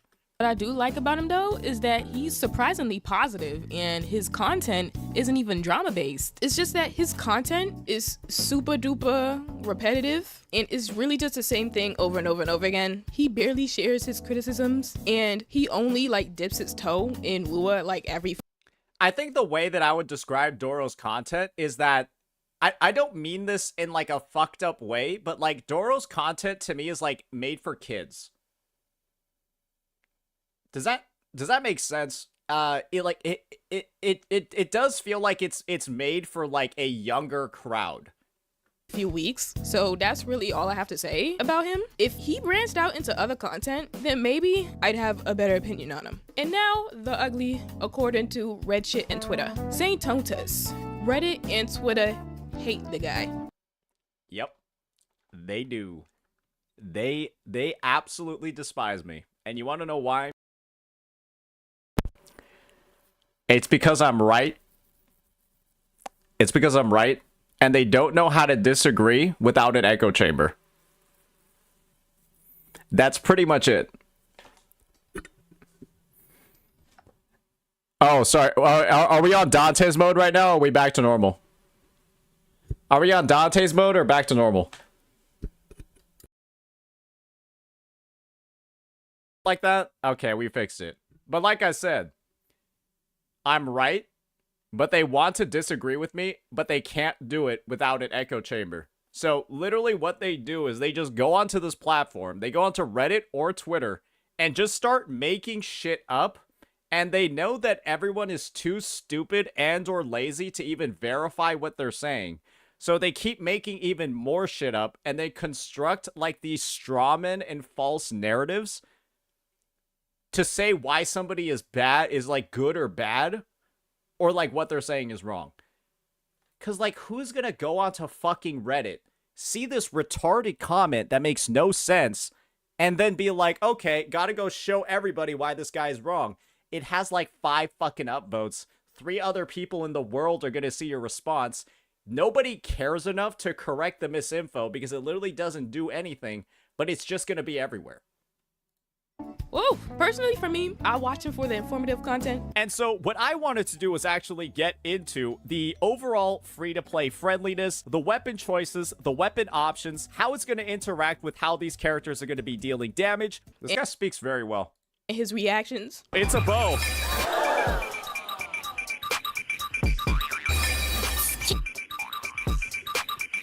Oh, God, it's so good. Which is 70% of his videos. Pause on that. Saint Honey, it's time to let that picture go. It's a good photo. It is time. You cannot say that he's not informative. You used it too. Ho!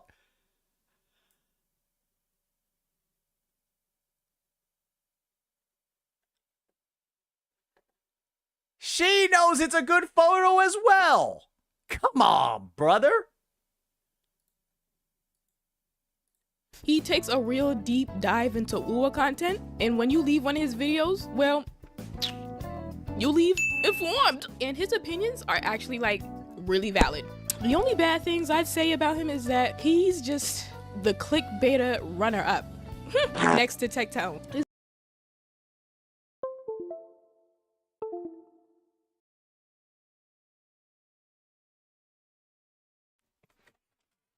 Okay, that was pretty mild, but what does she mean by on games, though? Like, what else am I having opinions on?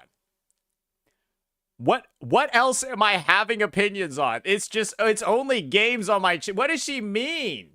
What does she mean on games only? That's all I make videos on.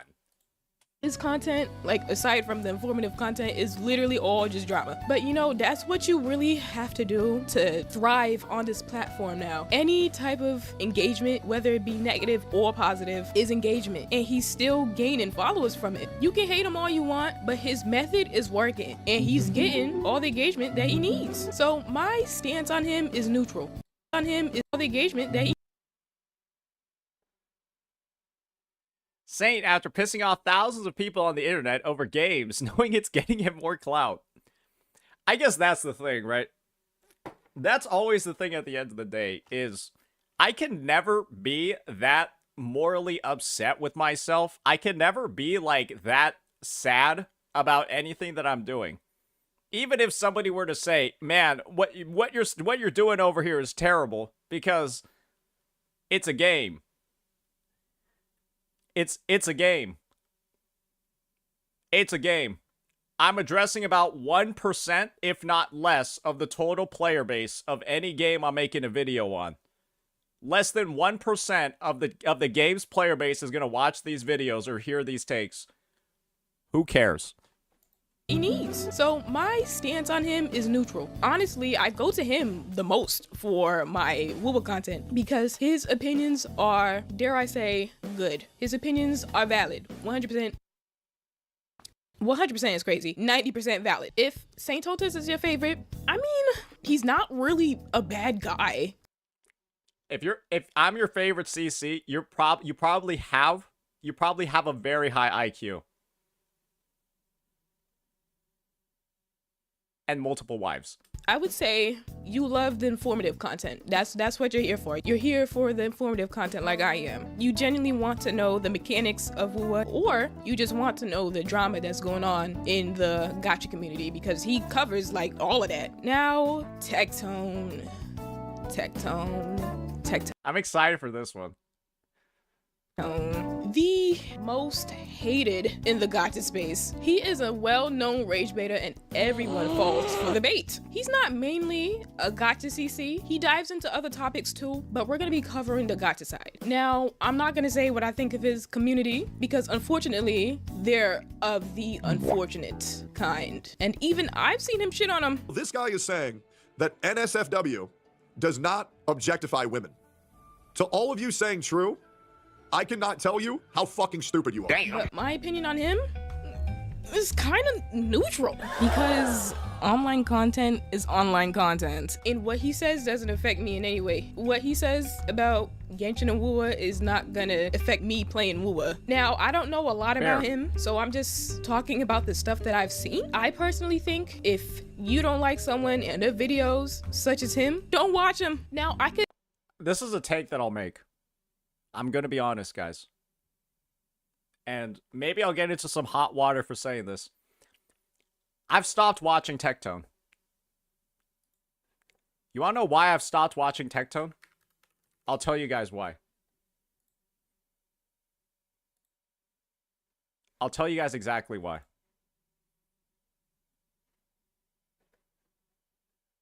I don't care about the Roblox PDF situation.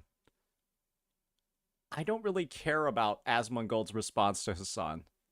I don't really care about XQC.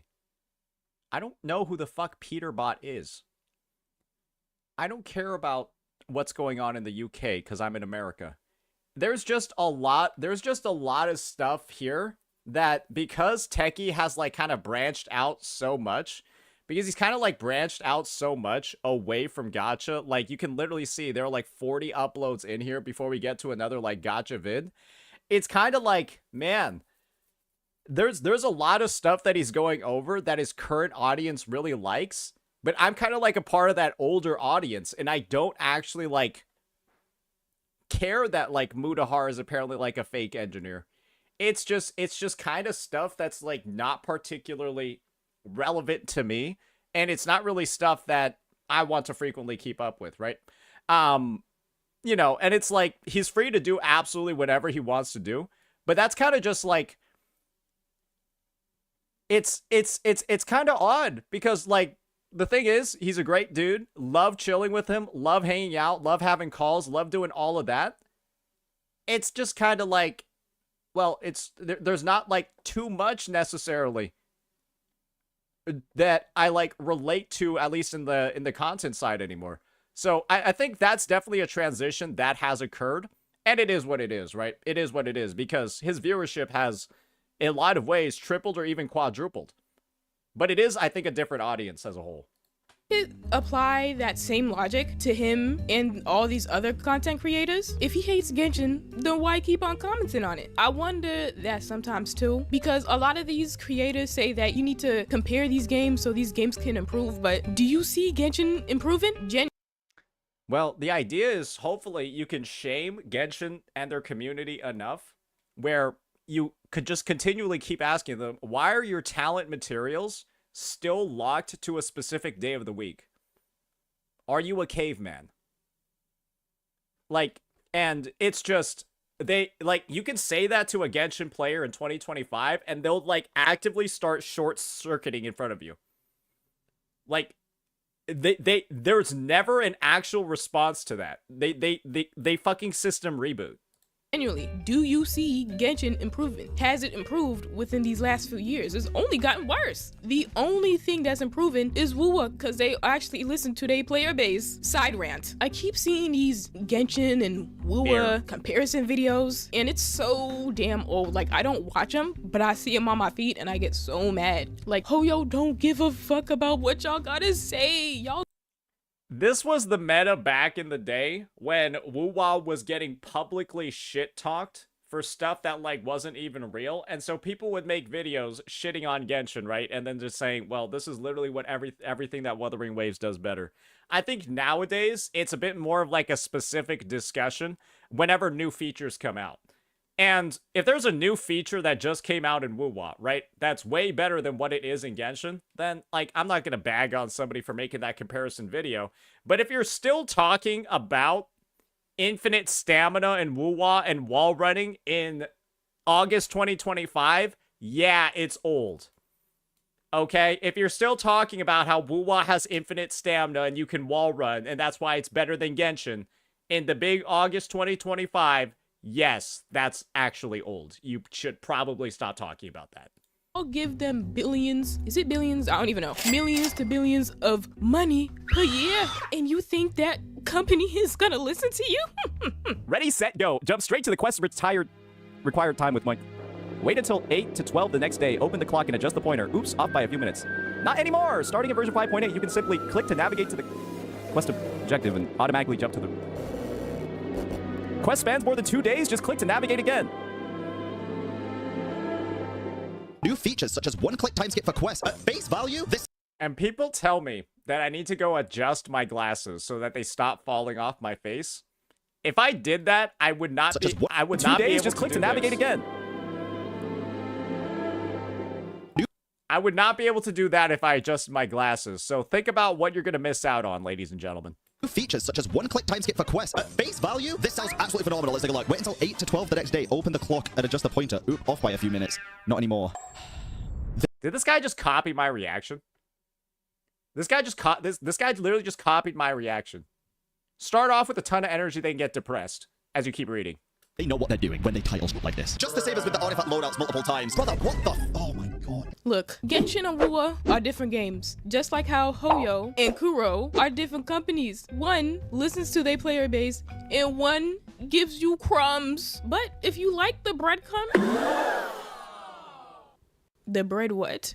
If you like the breadcrumbs, then all the power to you. It's your game. Don't let what I say or what anybody else says drive you away from it. Waste your money. It's your money. I gave up on Genshin when Genshin wasn't giving me the stuff that I wanted while Wuwa was. Well, aside from that, I can say wholeheartedly that 50% of the Wuwa community are idiots. Like, are you fucking kidding me? A walking comparison?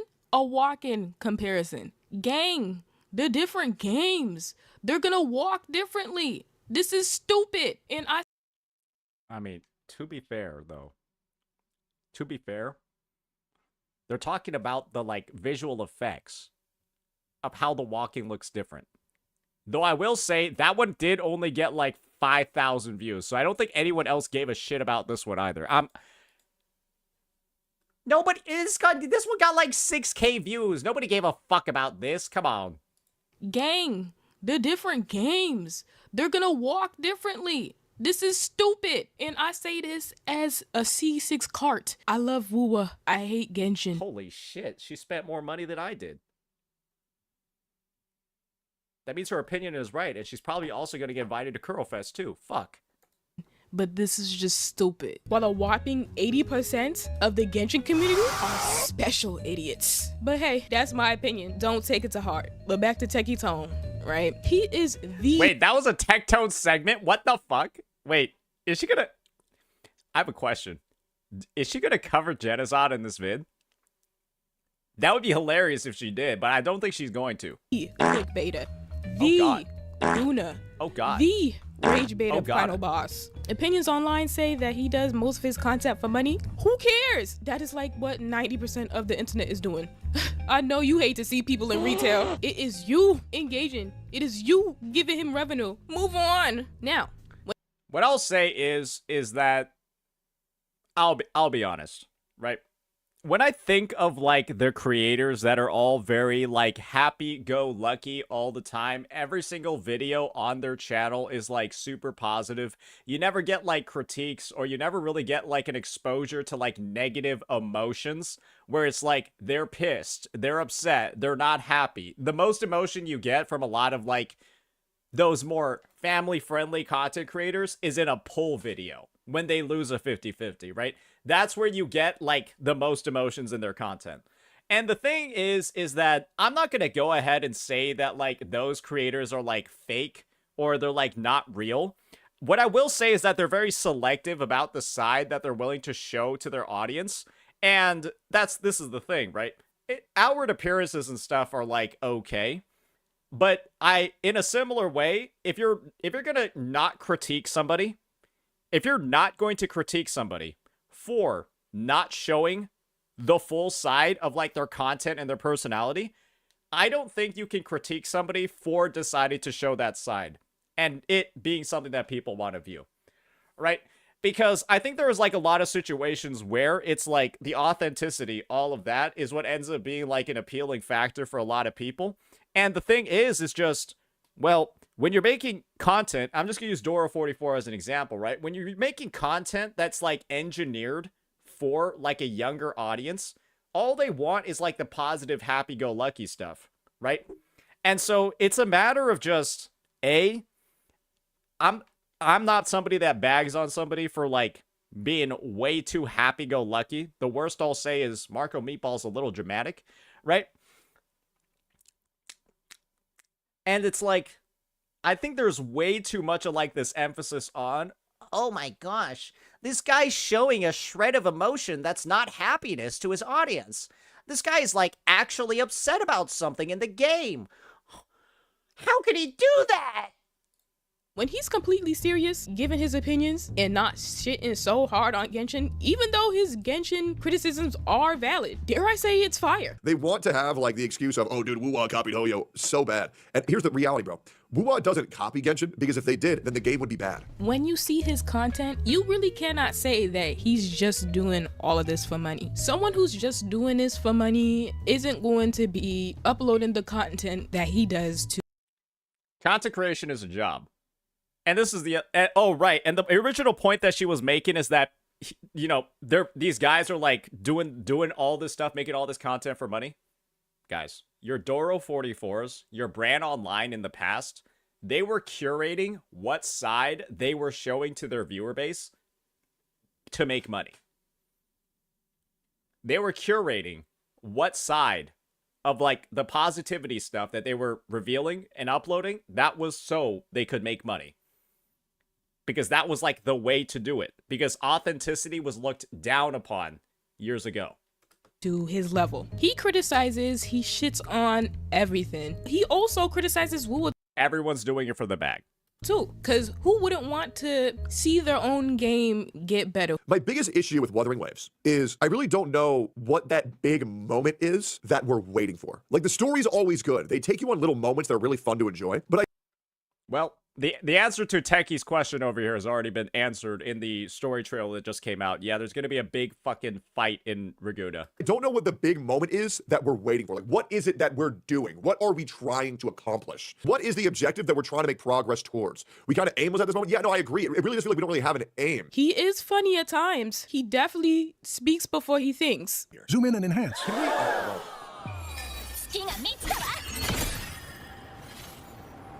All right, I'll jerk off to it. Fine. You got me. I need to go beat my...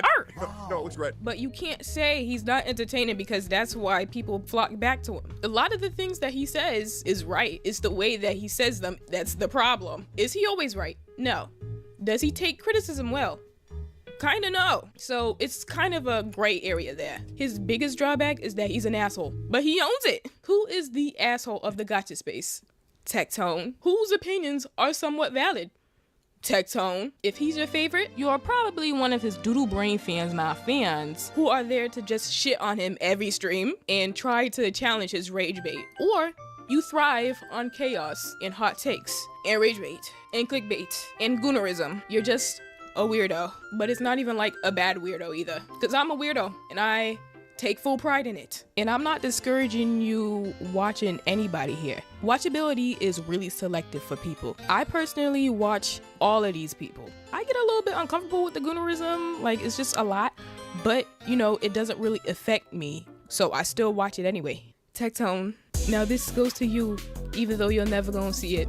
Don't think we'll ever let go how you spent 1K on that weapon banner.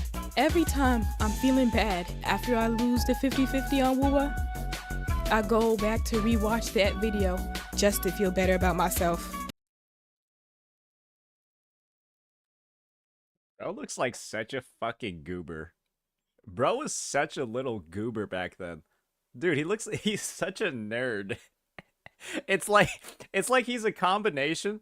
Like, Tectone back in the day reminds me of like a skater boy. Like a skater boy did the fusion ha with like,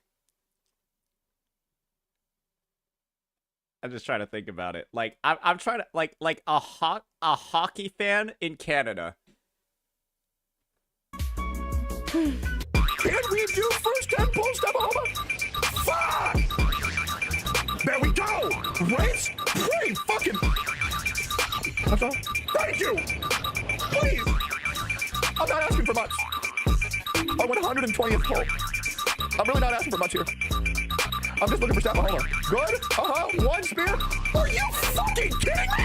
Homer. Staff of Homer is my root motivation, and we're going to bring it home right.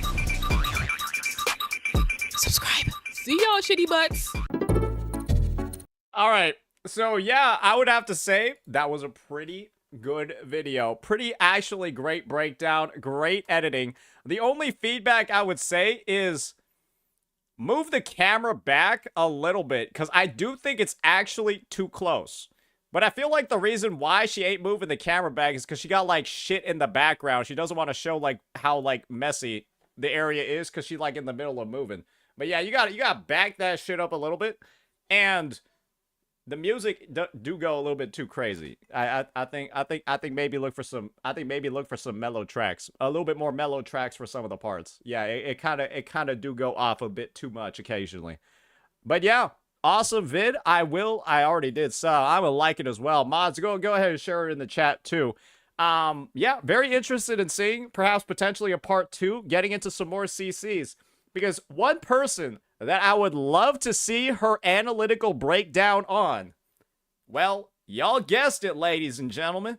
I would love to see an analytical breakdown from her on the 7 out of 10 clapped walnut CC moment. That'd be kind of hype.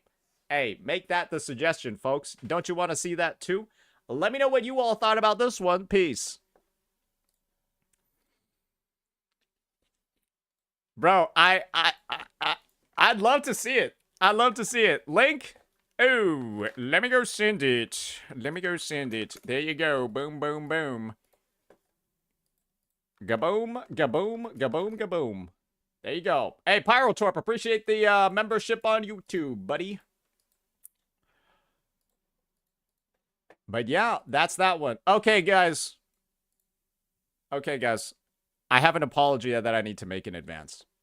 So, I have a thumbnail that I need to make for the video releasing this afternoon. And typically I do it fast. And so what I'm going to do right now is actually check if Photop's back up. Okay, it's back. Okay, we're good. We're good. They fixed it. Because I was about to say, I might need to end stream early. I might need to end stream early to go figure out a different application to use. That I was just checking. I was like, I might need to like fucking I might need to go like download or like go buy something right now. But I guess we're good. I think that we're good.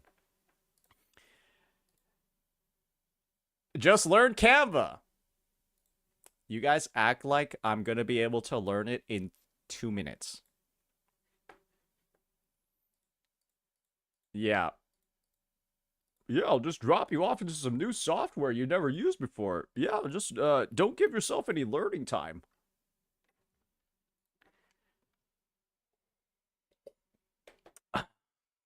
I can teach you for S6 for Lova.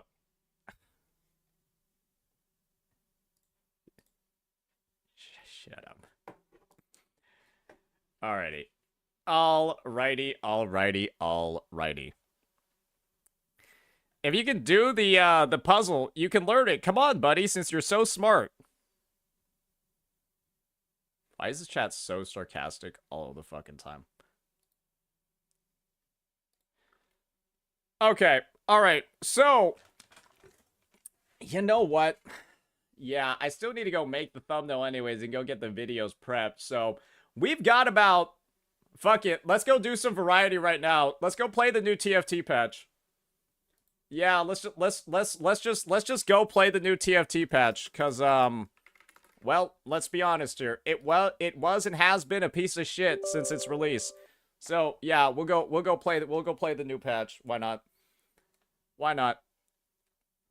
Saint is a TFT enjoyer. Yeah, I am. Go play ZZZ TFT. Why would I go play a bad version? This is why I don't like ZZZ's, like, integration of some of the stuff that it's doing. Because they just give you a worse version of good games. They give you a worse version of good games inside of ZZZ. And it makes me wonder, with all this work that they put into other mini games instead of actually the game itself, do they just not like that? Do they just not like developing ZZZ anymore? Hey, who wants to work on the new mini game? Everyone's hands go up.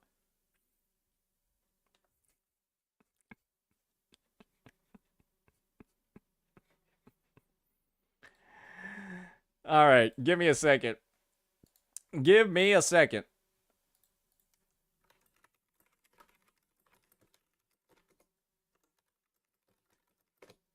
Okay.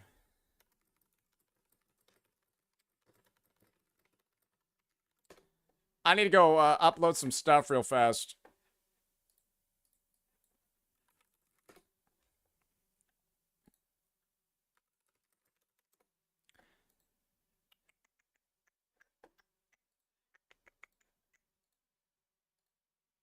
All right, my League client is updated and it's about ready to go.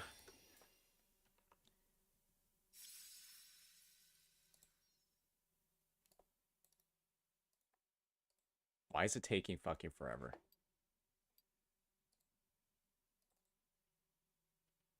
Okay, we got, what's it called? Palette vid.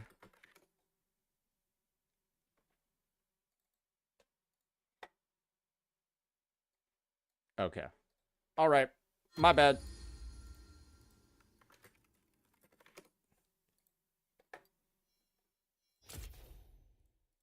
All right, guys. Y'all ready for some ranked?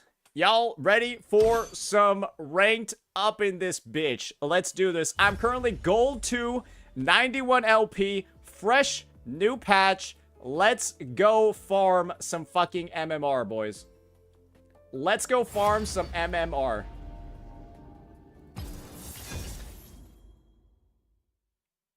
Ankh has TTS off. Okay, TTS is back on. Hey, appreciate the super chat. And let me go change my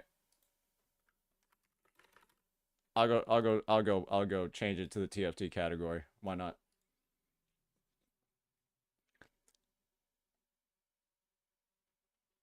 Wow, we're already here.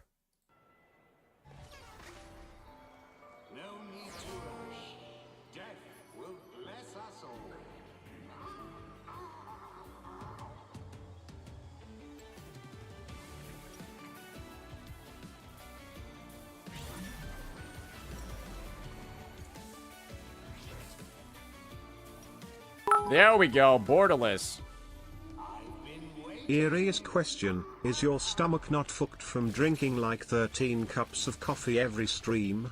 Like your bowels have got to be fighting like they're on the beaches of Normandy? I drink 2 8-ounce cups. Maybe this is like a cry for help from you. Just maybe you've lost perception of time or like object permanency. Is that fair to say? Is that fair to say, Waldo? Victory awaits. Okay, this is kind of cooked. I want to keep these because these are 2 exceptionally powerful units, though they did get nerfed. Oh man, I really kind of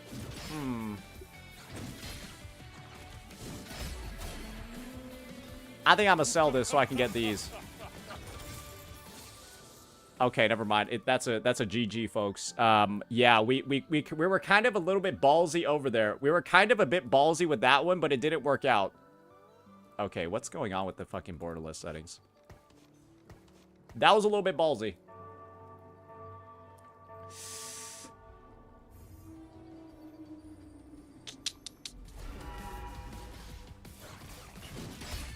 Why does your character run with the gay flag? Okay, this is like a free one that everyone gets, okay? It's like, it's not because it's like, it's because I literally have no better options, alright?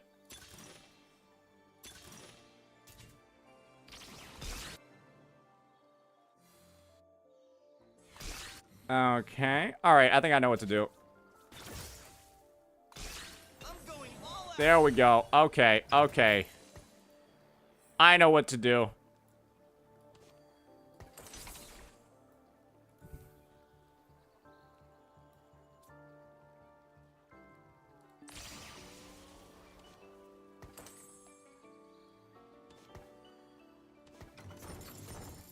We're gonna lose streak. We're going to lose streak. I have no confidence in my board because I don't have a 2-star Garen, so I have absolutely no confidence in my fucking board. Absolutely none. And I'd rather get some interest. I would rather get some interest. Okay, are we about to beat this guy's board? Because his is, like, actually worse. We actually are.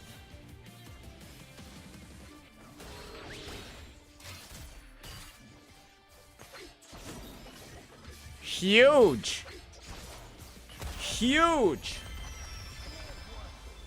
Yeah, but that has kind of fucked my loss streak. Alright, I'm just gonna hope I get a Garen or a Rel here. I am really hoping I get a Garen or Rel, and then maybe we can transition into win streaking. Let's end this quick.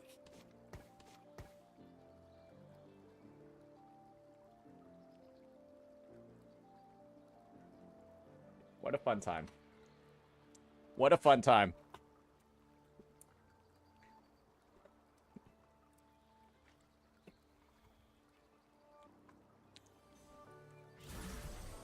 How don't you have Chibi Gwen? How's that for a magic trick? Oh, did we lost 200? Well, this is the phenomenon, right? This is the phenomenon. Everyone is always continually saying, "Oh, can you play more variety?" And then I go play variety, and then no one watches it. And then you ask me why I'm not playing variety. And so it's kind of just like, what do you want me to do anymore? Right? Because the question is, it's like, oh, okay, do I want to go deal with... Can I go deal with people saying, oh, why are there 400 viewers gone for an hour? Or I could just go end stream and not worry about it. Right? And that's why oftentimes I'll just end stream early. Because, like, I don't really care that much, right? And I'm just like, all right, cool, whatever. Okay, we're going Caitlyn. We're going Caitlyn. My secondarious question, are you unemployed? If a full-time job requires you to work 8 hours a day, which you don't, and we get 4 to 5 hours from you max, or do you consider yourself a part-timer? Or do you just hate us? Or do you cut the time down to let your bowels recover from the damage you do to it every stream with your 2 8-ounce cups of coffee? How much was that TTS? Because I'm like, if that was less than like 100 bits, I'm turning alerts off.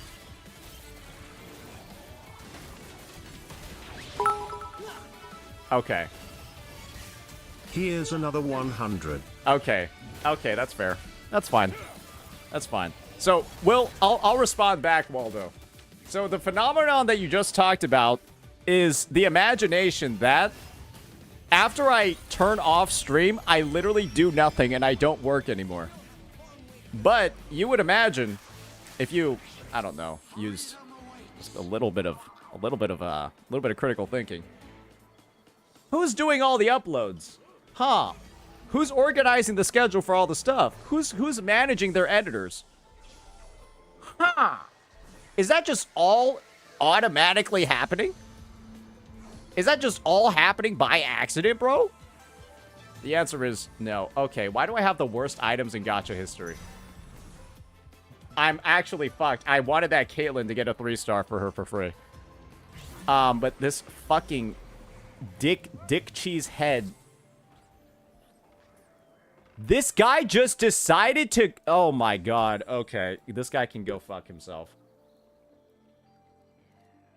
He just decided he's gonna... Okay. He just decided to go battle Academia for fun. Alright, whatever, bro.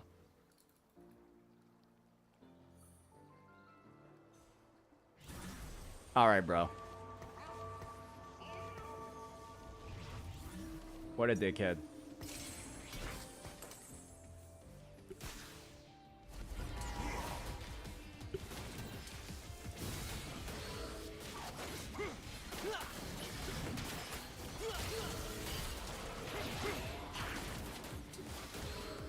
Saint takes this TFT game seriously. I just get annoyed when, like, somebody does some horrific shit and then just, like, plays, like, this comp, like, sucks. The one that he's playing right now, it's good with, like, one specific unit. And it's like, bro could have played so many other things and not been a pain in my ass. But they decided to be a pain in my ass. Basically, I'm buying, like, these specific units, right? And I'm trying to, like, get multiple copies of them to make them stronger. And the more people that you have in the game using the same units as you, the harder your game is. And this guy is basically just like a rat bastard that has effectively griefed me. For no reason, because, like, he doesn't have, like, the right units to even be playing this comp. Like, this is such a bad board, and he decided to, like, keep investing in it. And so he's going to lose the game, and I'm going to be dragged down with him. I'm going to be dragged down with this guy. It's kind of lame.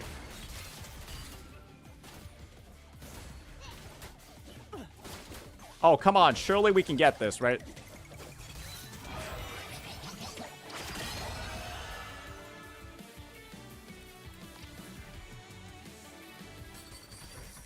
Oh, great. Now the copies want to show up. All right. Woohoo! Wow. Awesome. Push me.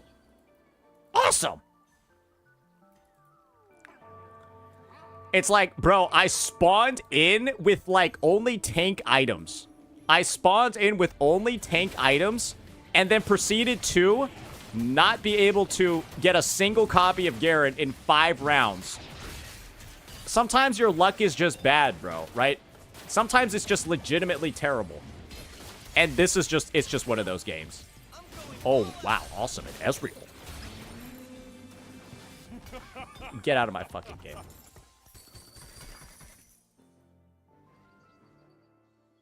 Did it just give me more of this fucking bullshit? I'm not gonna make a fucking Sunfire cape. That item is dog shit.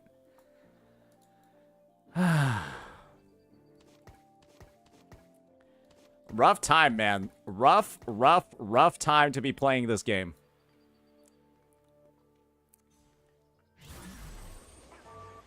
And now this idiot... Oh, this guy is just... Oh, he's just running the same comp as me now. Oh, he just decided to copy everything.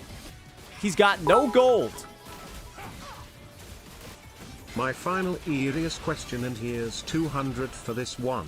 So please don't banish what me is to he the doing? Shadow Realm like Sobers. He told me it was dark and scary there. It was like watching his parents fight when he was a kid from the top of the staircase while his brother tried to drown out the sound with Baby Shark. Anyways, I got sidetracked. My question was, why do you refuse to accept you're a nunk? Is it shame?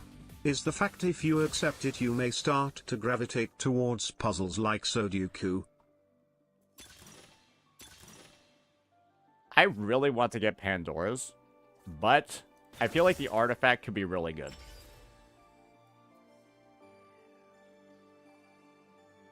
I'm about to FF the game.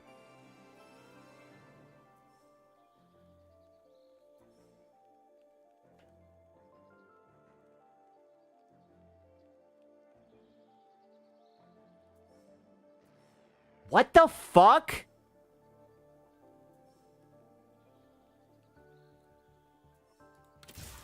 This shit's fucking disgusting. I'm gonna enjoy this. What the fuck is this game?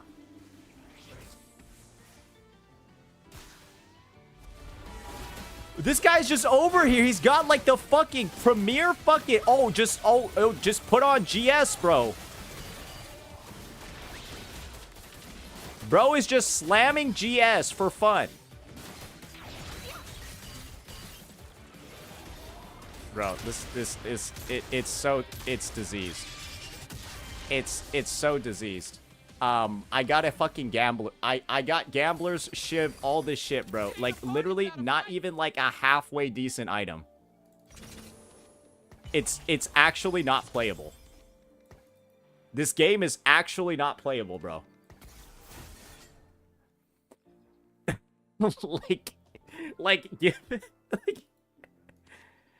okay, this is my take.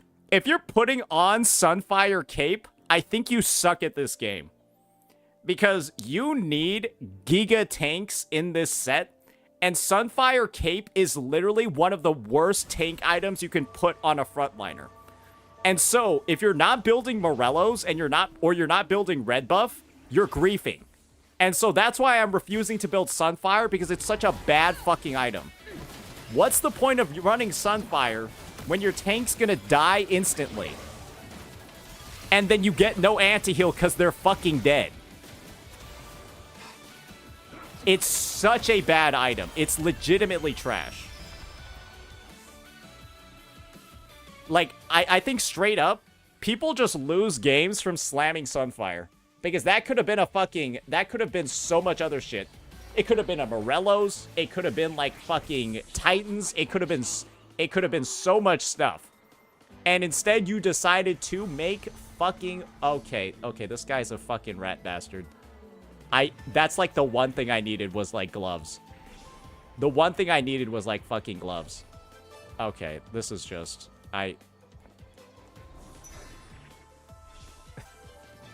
even in like, wait, the guy took the gloves and FF'd. Oh, wait, no, the guy FF'd, so the guy that needed gloves is now, okay.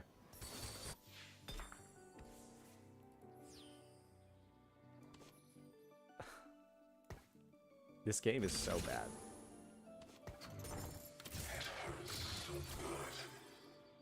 I'm like, I actually just want a Reforger.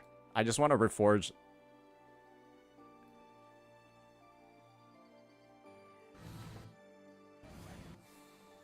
Dude, this guy just decided, hey, I got a one-star Caitlyn. Let's go all in. He got a 1-star Caitlyn off the carousel and decided to go all in on the Caitlyn build. What am I playing against, bro?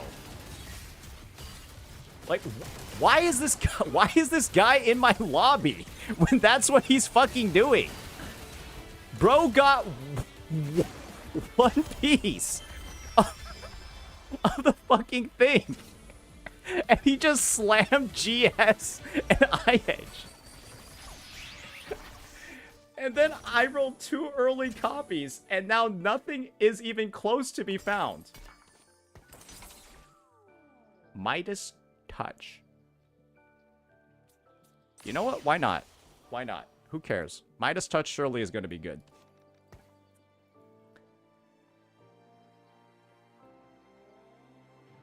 Well, I said I was going to loss streak at the start of the game, and now we got... Isn't it even better that I'm loss streaking at the start of the game when this is the augment that I chose? And I happen to just get the worst items on God's green earth. And just ended up loss streaking.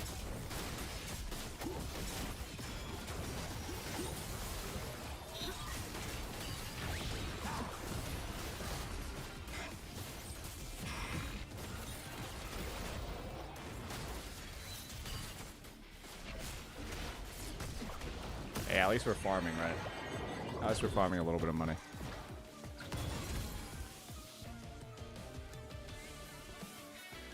Your team kind of lacks damage. I don't know why. Well, this is it. This is the simple thing over here.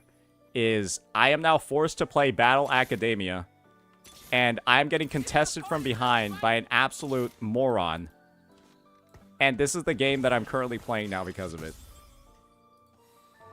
Like, bro, he just randomly got a Leona at level 6.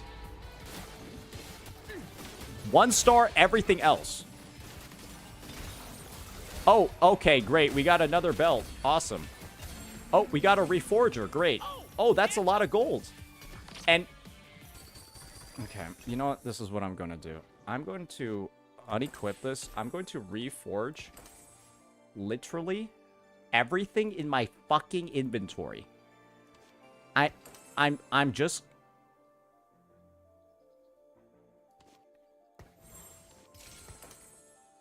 I don't care. Okay, great. That's not that diseased. Okay, and okay, the thing is, GS is okay. Hands of Justice is super diseased.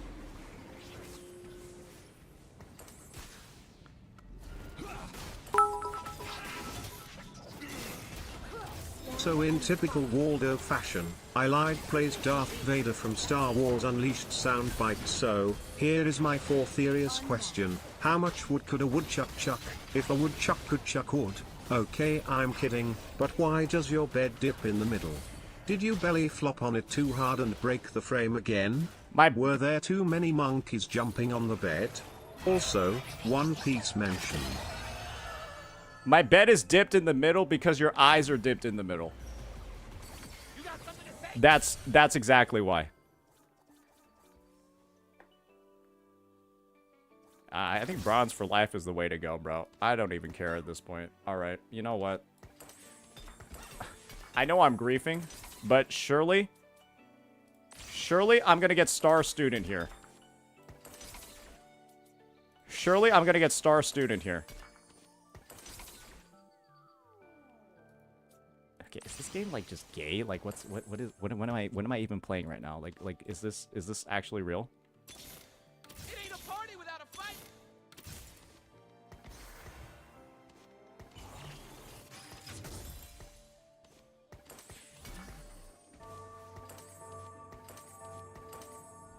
Okay, great. Like I can't even like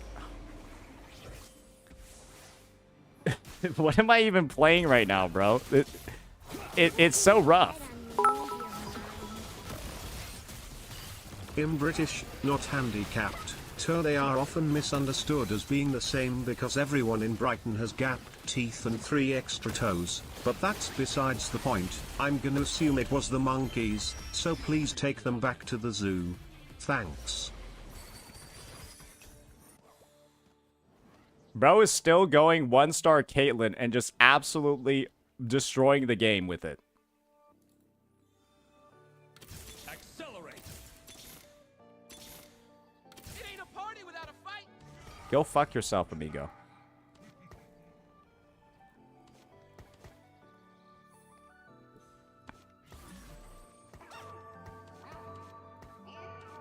You know what? She needs more defense. Put her there. 2-star Jace, go Sterex, HOJ. If itemizing Jace is basically you saying you want to lose the game, so I'm not going to do that.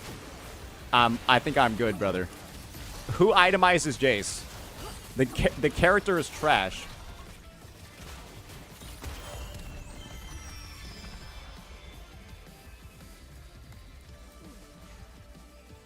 Jace just got buffed? I don't think Jace got buffed. I think Heavyweight 6 got buffed by 5%. All right, surely we just get this Samira over here. We put on Stridebreaker or Striker's Flail, and then we just win. Right? I think that's what happens over here. We put on Striker's Flail, and then we start winning. We just 3-star our Caitlyn, and we're good.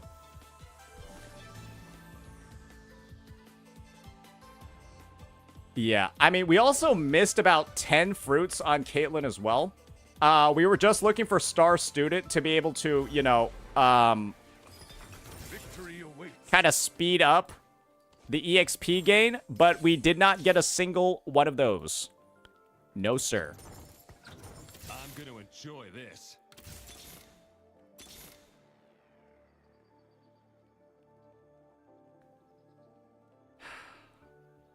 This is really something.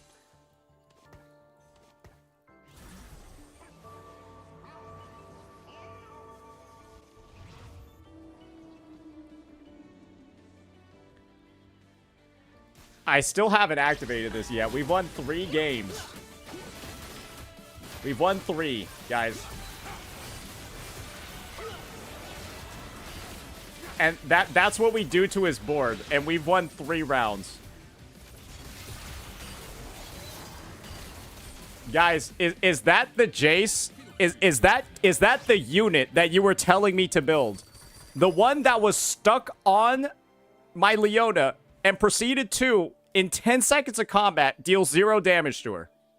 I had full itemized Titans, like everything. That's the unit that you wanted me to build. Victory awaits. Like, come on, brother. You know... Oh, wait a second. Wait, this is actually...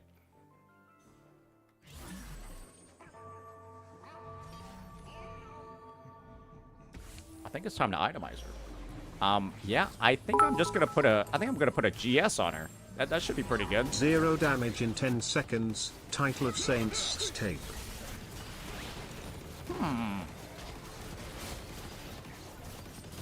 Ooh, we're kind of in the middle of some deletion here, aren't we, boys? Ooh. Ooh, kind of in a good board, kind of in a good spot now, aren't we? Yeah, so I'm just gonna sit here and try to 3-star Kate. This Coco the Barbarian guy can go fuck himself. Yeah, no, I'm just gonna roll. I won't lose. My pain, my power.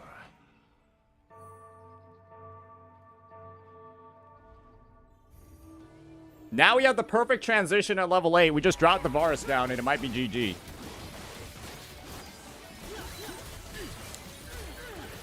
Yeah, I'll just share items between Yuumi and Varus. Perfect. Oh, come on, surely I'm able to get like some sort of crit here. Ooh, okay, that's really good. That's really good. That's solid.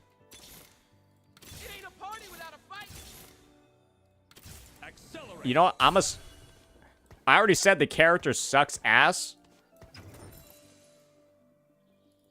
It's fine.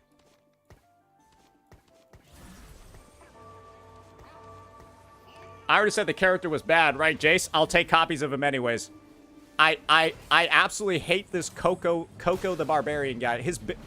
These items are shit too. They're garbage on Kate. Awful items. Oh, great. Casante's eating my butthole.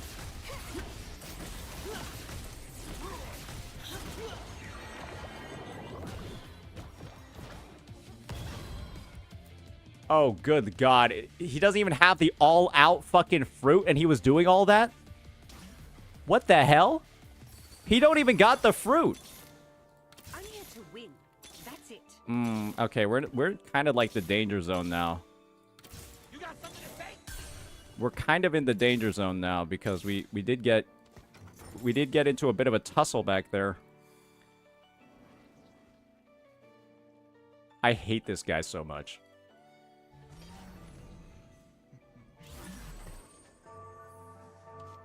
Let's just take this off and put it on our Leona. There we go.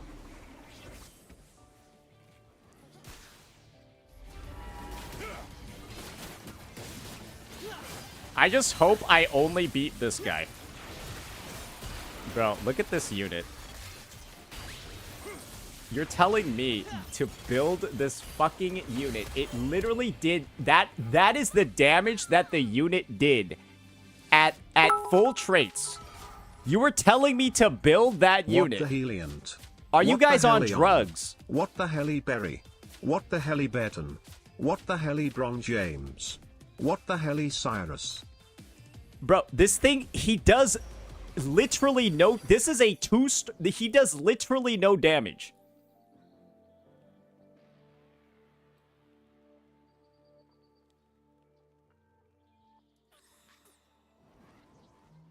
This guy, he just did he just he just decided to give up, bro. He's not 3-starring either of these two.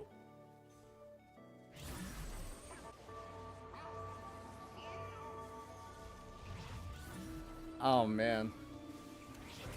Yeah, this is why you scout, guys. This is why you scout. Otherwise, you end up in situations where you and the guy that you fucked over both go last place. And I guess the only reason why I'm not in last place right now is because a guy literally FF'd the game.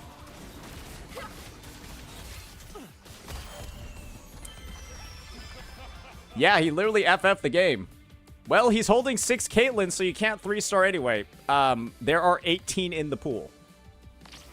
There are 18 in the pool. Wait a second. Ooh. Is there anything that I want over here? Do I get the Varus? Do I get the Varus? Okay, well, that guy took the Varus. Do I get a Prodigy Emblem or a tank item? You know what? I think I'm going to get Void Staff and put it on Yuumi.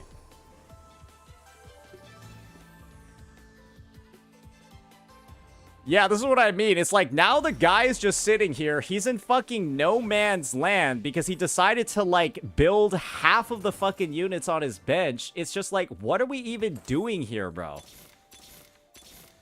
Stand and fight. Oh my gosh. I think I just have to roll for it. Okay, Leona 2 is fine. Leona 2 is actually really good. I think this is the thing. I should theoretically be fine here. If I lose, I don't know what to do. I think this Coco the Barbarian guy, his board is absolutely unsalvageable. It's legitimately over. I don't think there's anything he can do, so I'm just gonna wait. I think I'm stable enough to just survive. Yeah, 2-star Kate is strong enough, and this Leona is absolutely bricked up. This Yuumi is also strong. Yep. We're good. We're good. All right. I hope this guy just, yeah, keep losing, asshole. I hope you get eliminated next round, idiot. Oh my god. It's just like, what is this, bro? What is this? Yumi's for real carrying, not Kate? Okay. I can see why you're saying Yumi's carrying.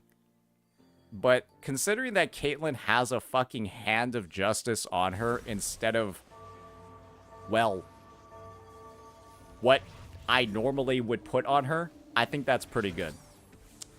How is he still alive?